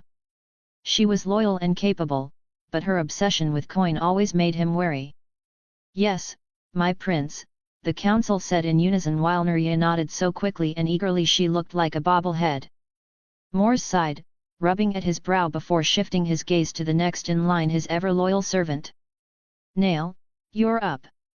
Nail One Arm, Master of Laws, inclined his head. No unrest to report, my prince. There is enough work to keep everyone occupied, and the leisure districts are developing well. People have begun moving to the unoccupied islands for development, though only about half are settled as of now. He paused, letting the numbers sink in before continuing. In addition, I received a note from Auraborne in Mir. The conflict between the glass guilds has erupted into open combat. Oberyn has been mingling with the merchant elite and uncovered that slaves were used to assassinate the Black Flame Syndicate's leadership. He's not entirely convinced the guilds orchestrated it themselves, though he has not yet discovered who lit the fuse, but this is the perfect moment to strike a decisive blow. Mors's smile curved into cruelty. Good, very good. He leaned back, considering, then gave a firm nod. Send Idrinko with an elite group. One of his lieutenants can hold torturers deep in his stead. His talents will cause the sort of trouble we need. Then, without warning, his expression darkened. His thoughts snapped back to his dragon dream, the image of glass melting. His eyes widened. Idrinko, his obsession with fire, with burning everything to ash, could this be related? Nail frowned. My prince. Ashura's soft voice followed. Mors. He shook it off. I just remembered something. Was there more, Nail? Nail shook his head. That is all. Maester Orwine cleared his throat. Only some miscellaneous news, but important given the parties involved. Mors, who had been about to rise, settled back. Go on, Maester. Word from King's Landing, King Ares is seeking a highborn Valyrian bride for Prince Rhaegar. Lord Stefan Baratheon has been tasked with travelling to Volantis to find one. It is believed that once he succeeds, he will be made hand of the king. Mors's lips curled into a smile, violet eyes glittering. Good. I hope Lord Stefan finds something suitable for my dear cousin Rhaegar.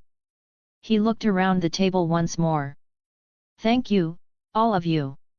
Dismissed. Sunfort Courtyard that evening. Mors and Ashura sat together, sipping vintage Arbor Red, which had quickly become Mors's favorite wine. Nearby stood Morica, his loyal maid who had accompanied him to Sunfort and now attended to Ashura with quiet diligence. Thank you, Morica, Mors said after a moment. That will be all. It is my pleasure to serve, my prince, she replied with a graceful bow before departing. When Mors turned back, his expression tightened. Ashura was twirling the Valyrian dagger in her hands as though it were a child's toy. Ashura. He sighed. That's not a toy. You could cut yourself easily. Her smile was radiant, mischievous. Of course. That's why it's so much fun to play with. She spun it once more with infuriating ease before catching it by the hilt. I know you want me to keep it, but wouldn't it be safer with you? A weapon like this is better as a backup if you're in danger. And you see how dangerous it is with me. Mors rubbed his brow. You're doing that on purpose, aren't you? Hoping I'll take it back. His voice carried exasperation, though a smile tugged faintly at his lips. Ashura feigned innocence. Whatever do you mean? Then, with deliberate drama, she stabbed the blade into the table before them. So sharp. Valyrian steel never ceases to amaze me. If we had their formula, we'd be unstoppable. Mors nodded slowly.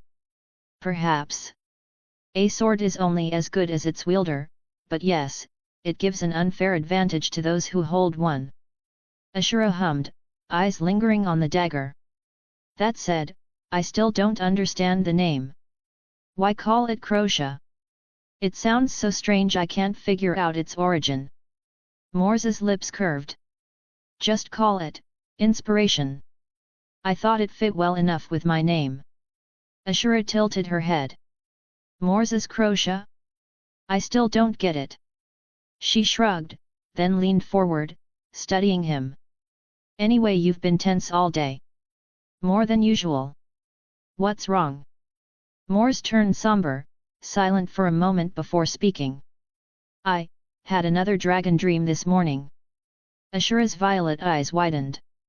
She immediately reached across the table, taking his hands in hers. Oh, Mors. Are you all right? Is something going to happen? His smile was faint, touched with affection. She hadn't questioned him, hadn't doubted it was enough for her to believe. I'm not sure, he admitted with a sigh. This one was confusing, less clear than before. But it felt like a warning, as if we're stepping into a time of unrest, one that will only grow. Ashura's worry deepened as she squeezed his hands tighter. For a time, they simply sat like that, the quiet of the courtyard wrapping around them. The silence was broken by the sound of approaching footsteps. Jeremy came into view with Maester Orwine trailing behind. Jeremy's expression was grave, edged with worry, while Orwine's face remained stoic though his eyes betrayed sorrow. A bad premonition struck Mors. He stood even before Jeremy spoke.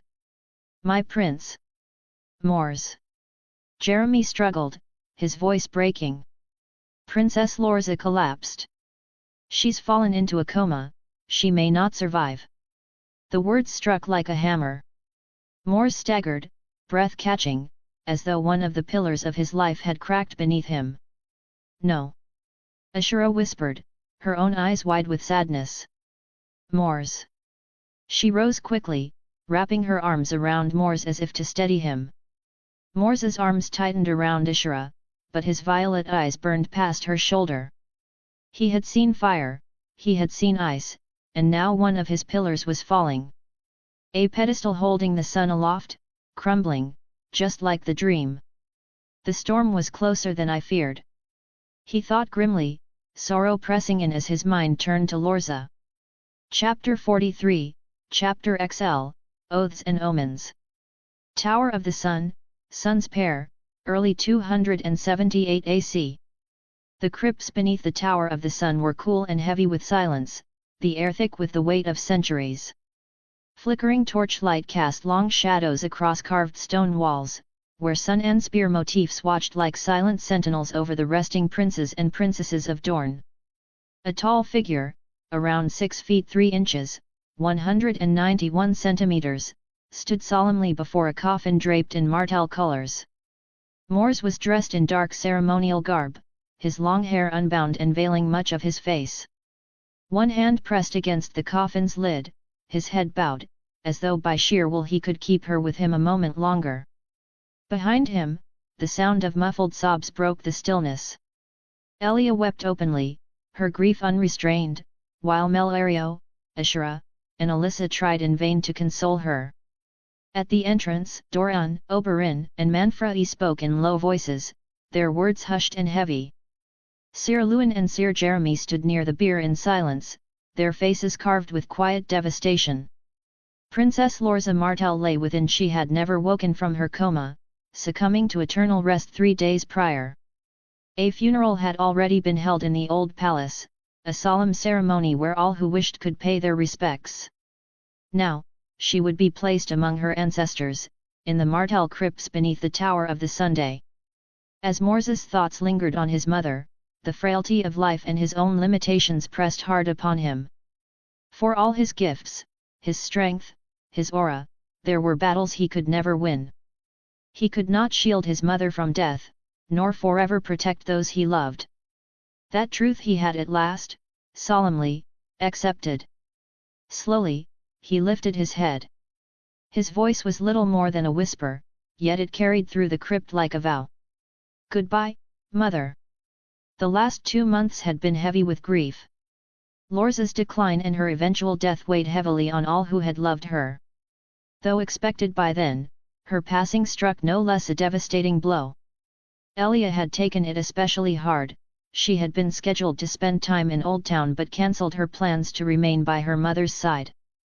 Contingents from every major Dornish house attended the funeral, joined by envoys from beyond Dorne. Old Town sent its own representatives, led by Baelor Hightower. When his gaze fell on Mors, there had been something pitying in it, though Mors neither understood nor cared to interpret it in that moment. What mattered more was that Baelor seemed to get along well with Elia, which gave him some measure of peace. Even Oberyn, despite his reluctance, appeared to tolerate Baelor's presence. Oberyn himself had arrived a month prior and had rarely left Lorza's side until the end. His usual fire was muted, replaced by a quiet grief that seemed to hang over him still. House Yaronwood was represented by its lord, Ormond, his demeanour brimming with restrained hostility. Mors had noted the man's temper simmering beneath the surface, but, wisely, Ormond kept himself in check. It was better for his health that way. Beyond Dorne, darker tidings had shaken the realm. A month ago, Lord Stefan Baratheon, Lord Paramount of the Stormlands, and his wife Lady Cassina Estermont, drowned when their ship, having crossed the Stepstones, was attacked by pirates just before it could enter Shipbreaker Bay. Their deaths sent shockwaves through the 7 kingdoms, sparking immediate changes in King's Landing. For reasons known only to his fractured mind, King Aerys became convinced that his hand, Tywin Lannister, was to blame for the death of his good friend and cousin. The hostility between the two men escalated sharply. Aerys now refused to be in the same room with Tywin without his full King's Guard present. In a further break with tradition, he dismissed his master of whisperers and replaced him with a eunuch from Essos named Varys to the role whose sudden rise stunned the court. Yes, that Varys. Mors wasn't sure what to make of him. A man who whispered for Robert while secretly backing the Targaryens, playing both sides. The trouble was, he didn't know enough, and his memories were limited. He'd need to test the eunuch himself, to see if he was an ally, or a threat. Not long after, a raven arrived from King's Landing, carrying a royal command. As soon as the funeral and Doran's inauguration were concluded, Mors was to travel north to the capital. Old Palace of Sun's Pair 2 days later. Beneath the great domed roof of the old palace, the lords of Dorne gathered in solemn rows. Shafts of colored light streamed down from high windows, falling across banners of the sun and spear hung along the walls. House Martell walked slowly to the dais, flanked by Elia and Oberyn, with Prince Lewin Martell and the spears of the sun close at his back. His tread was steady, his face calm, but there was a weight in the hall. Every step marked the passing of the old order and the birth of a new one. From the dais, the Herald of Dorne raised his voice, clear and ceremonial. He recited the lineage of House Mors Martell, naming princesses and princes long past, until his words came to the present. By right of blood, by right of succession, we proclaim Mors Martell, Prince of Dorne, Lord of Sun's Pair, and Shield of his people. The lords came forward in turn. One by one, each knelt, placing hand to heart and swearing loyalty. Their voices echoed, weaving a chain of oaths across the chamber. Above them, the great banner of the sun and spear was unfurled anew over the tower of the Sunday. Nymaria's Sun's Pair, the ancient relic, was brought forth and placed into Doran's hands. At last, a cup of deep red Dornish wine was passed among the bannermen, sealing unity with the taste of shared blood and bond. The formalities ended in a closing feast. Long tables groaned beneath platters of spiced lamb, roasted fowl, and bowls of olives and dates. The music of lutes and drums filled the air, though the mood remained tempered with the shadow of recent loss.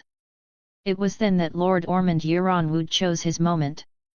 He rose with a company at his back, his own men and, notably, Lord Edmund Will, father of Sir Carol Will, whose wife Sorella Euronwood was mother to Oberyn's bastard. Striding into the centre of the hall, he called for attention. "Congratulations on ascending the throne as Prince of Dorne, Prince Doran. Now that pleasantries are done." His voice carried a mocking edge. "I cannot help but notice this poisonous snake, this red viper among us. It seems he has found respite from raping defenseless maidens to attend. All the better. Now that Oberyn is here, we demand reparation. Surely such an act would show us how fair our new prince is. Wouldn't everyone agree?" The chamber froze. No lord answered. Only Ormond's own contingent clapped and shouted, but their voices rang hollow in the silence. Doran did not stir. He sat perfectly still, his dark eyes fixed on Ormond. The quiet stretched until even the loudest of Ormond's men shifted uneasily, the weight of the prince's unblinking stare pressing on them. Mors smirked from his place. This was the Doran he knew, outwardly soft, yet with patience sharp enough to let a man boil in his own stew before he realized it. Even Melario gave a small approving nod. At last, Doran spoke, his voice so soft it carried more menace than a shout. "Is that so? Then tell me, Lord Ormond, what would you have me, the Prince of Dorne, do for you, one of my vassals?" Ormond recovered his bluster, sneering toward Oberyn. "Simple, my prince. Ideally, Oberyn's head. But I understand such precious blood cannot be spilled. So." He hesitated, then hardened his tone. "So let us instead have your daughter as a ward. Consider tying our houses together. The blood of Nymeria and the blood of the blood royal, joined what could strengthen Dorne more.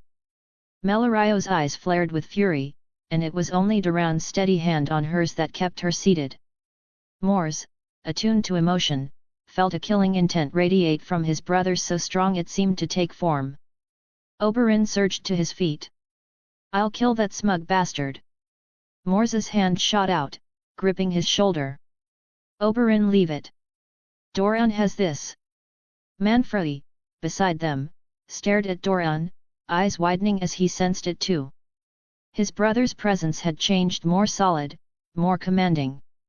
Doran studied Ormond, a flicker of amusement in his eyes. "So, let me be clear. You demand my brother's head. Failing that, you demand my daughter." Ormond faltered, glancing back at his supporters, then returned a nod. "Yes. That would settle all matters for the good of the realm." Slowly, Doran rose. He pressed Melorio's shoulder once more in quiet reassurance, then faced Ormond directly. "Very well. You have been heard. I will consider your proposal." His voice never rose, but the chill of it silenced the hall. "You are right, some things must be sacrificed for the strength of Dorne. For the good of the realm." A pause, then his eyes hardened. "You are dismissed. Return to your territories. You will have my decision, in due time." Ormond and his followers hesitated, wrong-footed by the dismissal, but dared not press further. They withdrew, murmuring uneasily. Mors leaned toward Oberyn, his lips curving in a faint smirk. "This farce with Euron Wood is ending soon." Oberyn's eyes glimmered strangely as he looked back at Doran. "I've never seen brother like this." Manfrey nodded. "His whole aura feels heavier. More imposing." Mors inclined his head. "He must be. He's not just a prince of Dorne now, he is the Prince of Dorne. And these fools thought to undermine him on his first day? They are no threat to us. Not anymore." Sunfort 1 week later. As Mors, Ashura, Jeremy, Karen, and his men returned to Sunfort after an emotional month away, the atmosphere felt off. Guards shifted uneasily, uncertain how to greet them. At the gates, Nail and Maester Orwine waited, exchanging nervous glances. Mors frowned. "Nail. Orwine. What's going on? Did something happen while we were gone? Everyone looks like they've seen a ghost." The two hesitated until Orwine sighed, drawing the short straw. "My prince, we've had a visitor. A unique one. She arrived 3 days ago asking for you specifically. Best you see for yourself." With that, he pushed the doors open. Inside the throne hall, a woman skipped barefoot in wide circles, humming and singing to herself. Her sea-green gown of soft silk shimmered in the torchlight, runes embroidered faintly along its folds. Despite her beauty, her silver blonde hair spilled down her back in tangled waves, utterly unkempt, as if she didn't have a care in the world. "Here comes the son of Dorne, hum hum.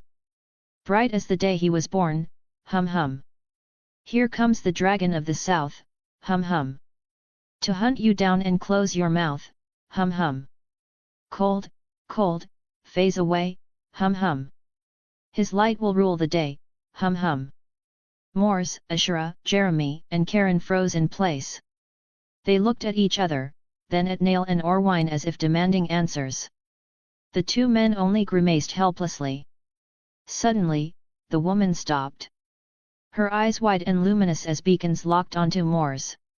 She lifted her arms like a child spotting a long-lost friend and ran forward in a strange, loping gait. "The sun. I see you. You're even warmer now." Mors blinked, startled. "Wait, aren't you the Mad My Erm? Lady Hightower?" He couldn't recall her name, but her presence was unforgettable. She clapped her hands, delighted. Yes, that's me, the Mad Maid. Oh, I'm so glad you remember me." Ashura's brows arched. "They? Mad Maid? Yes. Yes, that's me.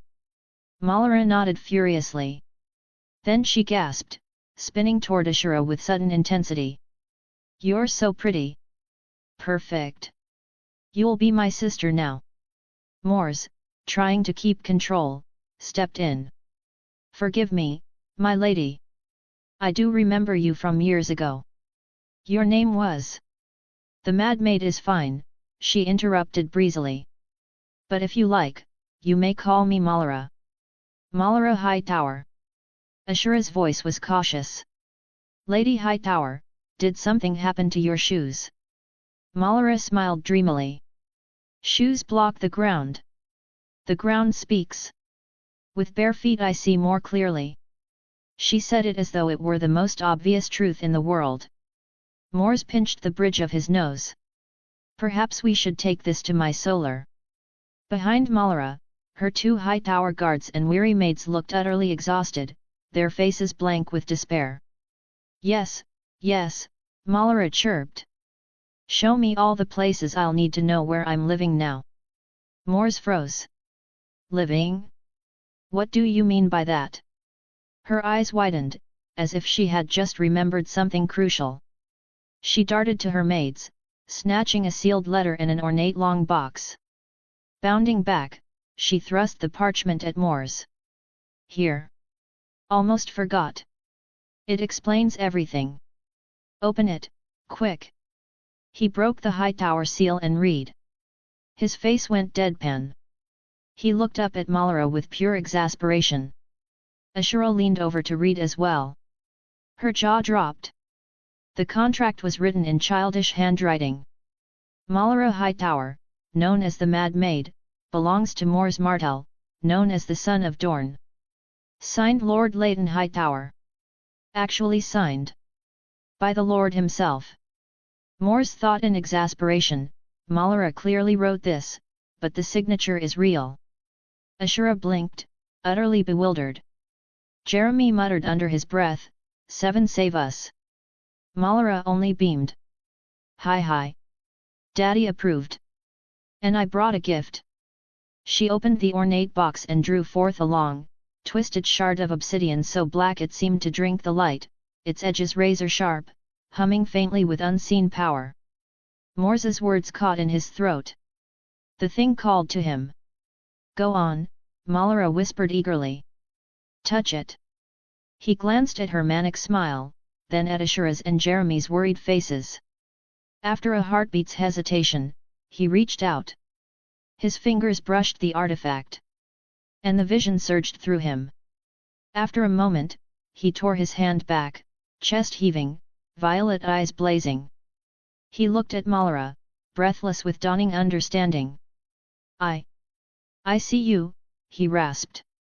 Malara clapped her hands together like an overjoyed child, spinning once in delight. Yes, you do. Just like me. Chapter 44, Chapter XLI, The Weight of Attention. Go on, Malara whispered eagerly. Touch it.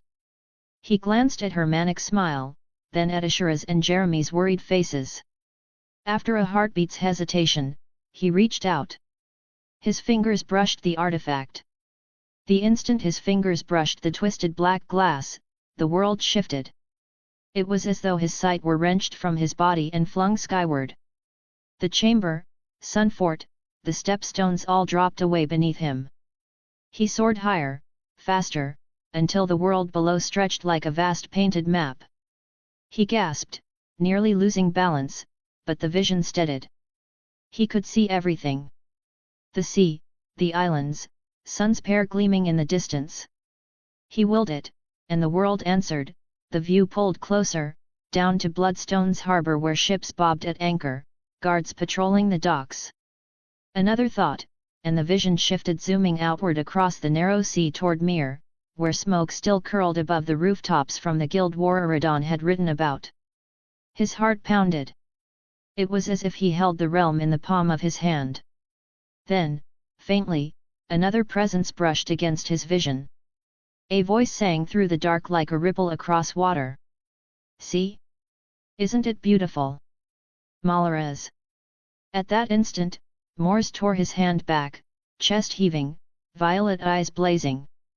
He stared at Malara, breathless with dawning understanding. I see you, he rasped. Malara clapped her hands together like an overjoyed child, spinning once in delight. Yes. Yes, you do. Just like me. Sunfort, the Stepstones, early 278 AC. A day had passed since the startling events with the glass candle, and Mors was still unsettled by its power. Its abilities had surprised him deeply, proving that there was far more truth to the old tales than he once believed. Stories of Rhoynar water magic, Asai shadow binders, and other strange arts no longer seemed like mere legends. He had explained what he'd seen to Jeremy and Ashura, but when they tried the candle themselves, nothing happened. For now, it seemed that only he and Malara could wield it. That revelation alone left him wary. Perhaps there was more substance to Malara's mad ramblings than he had ever imagined. Even her father, Lord Leighton Hightower, appeared to be a secret adherent of such mysteries. She had even produced another letter from him, urging Mors to take care of his daughter and promising Old Town's support, though that alliance was to remain hidden for now. Mors knew he would need to visit in time, to pry more answers from the so-called Mad Lord. Recognizing Malara as the only other who could command the glass candle, Mors understood the strategic importance of keeping her close. The problem, however, was her eccentricities. He would never forget Ashura's look of utter disbelief when Malara knelt before him and offered herself as a stool for his legs. Ashura had taken her aside afterward, speaking with her at length, and somehow they had reached an understanding. Or so it seemed. Mors could only hope. Sunfort, Lord Solar. The next afternoon. After finishing the day's duties, Mors spent hours attuning to the glass candle, working to understand its intricacies. Ashura and Malara remained with him, watching quietly as the black shard pulsed faintly in the chamber's dim light. 2 islands out from Bloodstone, Mors murmured. A hidden storehouse, pirates still in hiding. I'll have Bedwick deal with that. Malara clapped like a delighted child. Oh. Did you find treasure? Treasures are the best to find. Mors gave a stiff smile. Yes. I suppose you could call it treasure. Her eyes glittered strangely. You should look closer to Mir. I feel like there's a big treasure there, for you. His focus broke. He turned sharply, surprised. For me? Yes. Yes, she said with bright certainty. Do you know what it is? Malara shook her head cheerfully. None. No idea. Mors pressed his brow with a hand, catching Ashura's twitching smile from the corner of his eye. All right, he muttered, and bent back over the glass. The world shifted under his will. His vision soared northeast, sweeping over seas and islands until it came to a prosperous city, its harbor marked by a tall tower. Tyrosh, keep going. He pressed further, strain edging at his temples. Another city emerged, grand yet scarred, fires burning, armed men clashing in the streets, civilians scarce. The tension was visible even from above. The lighthouse. The temples of Arhillar. The chaos. This must be Mir. He swept lower, pushing the vision, searching for Idrin or his men. He went from place to place in seconds, searching. Suddenly another fire burst alight. Men in black slipped from the smoke, darting through alleys, changing clothes as they fled, until they vanished into a rundown manor. There, in its neglected courtyard, they met with someone waiting. Mors gasped sharply, all fatigue forgotten. His vision sharpened, forcing closer, until he saw her clearly. Older. Scarred. Hardened. But unmistakable. Aunt Melie, he whispered, disbelieving. His voice cracked. That's impossible. She died. They killed her. We never found a body. He lied. He lied. His words rose, ending in fury. We left her. He tore his hand away from the glass, stumbling back as though burned. Rising to his feet, he began pacing the chamber, fists clenched tight. But I hadn't sensed a lie, unless, in his mind, she was already as good as dead. Ashura rose at once, hurrying to embrace him. Mors, what is it? He stilled, forcing his aura to numb the splitting headache, sharpening his thoughts until everything aligned. His eyes found hers, pain written in them, but his voice came steady. Ashura. Aunt Melie is alive. Her face blanked, then she drew a sharp breath. Melie, you're your aunt. Manfredi's mother. He nodded, though disbelief still clung to him. Malara squealed, spinning in delighted circles. The treasure was bigger than I thought. Morsi, you have to go save her quickly. Mors blinked, thrown completely off. Morsi. Ashura burst into laughter, unable to contain it. Yes, Morsi. Gods, that's perfect. Then, more seriously, her eyes shone with genuine joy for him. We can't waste time, we must save her. Mors's jaw unclenched. He kissed her gently, then looked to Malara with a nod. I need to ready the men. We'll also have to inform Doran and Manfredi. Ashura squeezed his hand. Leave that to me. Go prepare. Mors allowed himself a faint smile at her resolve, then turned and strode from the chamber, his purpose sharpened like a blade. Later that evening, the docks bustled under torchlight as 20 men in dark, light armor prepared the Eclipse for departure. Sir Karen Toland oversaw the loading, while Horan the One-Eyed, Kale the Brute, and Darrow the Swift checked their gear. Veterans Sir Davenquar and Sir Jeremy Norwich stood apart. Jeremy especially had refused to be left behind once he learned who they were rescuing. Finally, Horan muttered with a grin, adjusting his sword belt. This is the kind of mission I live for. Been too long since the last one. Sienna, arms folded, gave a theatrical sigh. Unfortunately, Prince Mors insists I stay behind and keep order while he's away. Seems a girl's not allowed any fun. Kale smirked, leaning on his spear. Do you think Lady Melie is beautiful? I would. Darrow's fist slammed into his shoulder before he could finish. Don't, he hissed, eyes darting around. Sienna glared at Kale like he was filth scraped from her boot. Then came the voice that made Kala's blood run cold. Kale, Mors said evenly, stepping into the torchlight, accompanied by Ashura. If you survive this mission, you'll be my personal sparring partner for a month. Bite your tongue now, and I'll reduce it to 1 week. Kale stammered, paling. My prince, I. Silence. Mors turned away, his focus shifting. Jeremy. Are we set? Almost, Jeremy replied. Just waiting on the last of the provisions. At that moment, Maester Orwine came puffing down the pier, clutching his satchel. Prince Mors, the letters have been sent. He broke off to wheeze,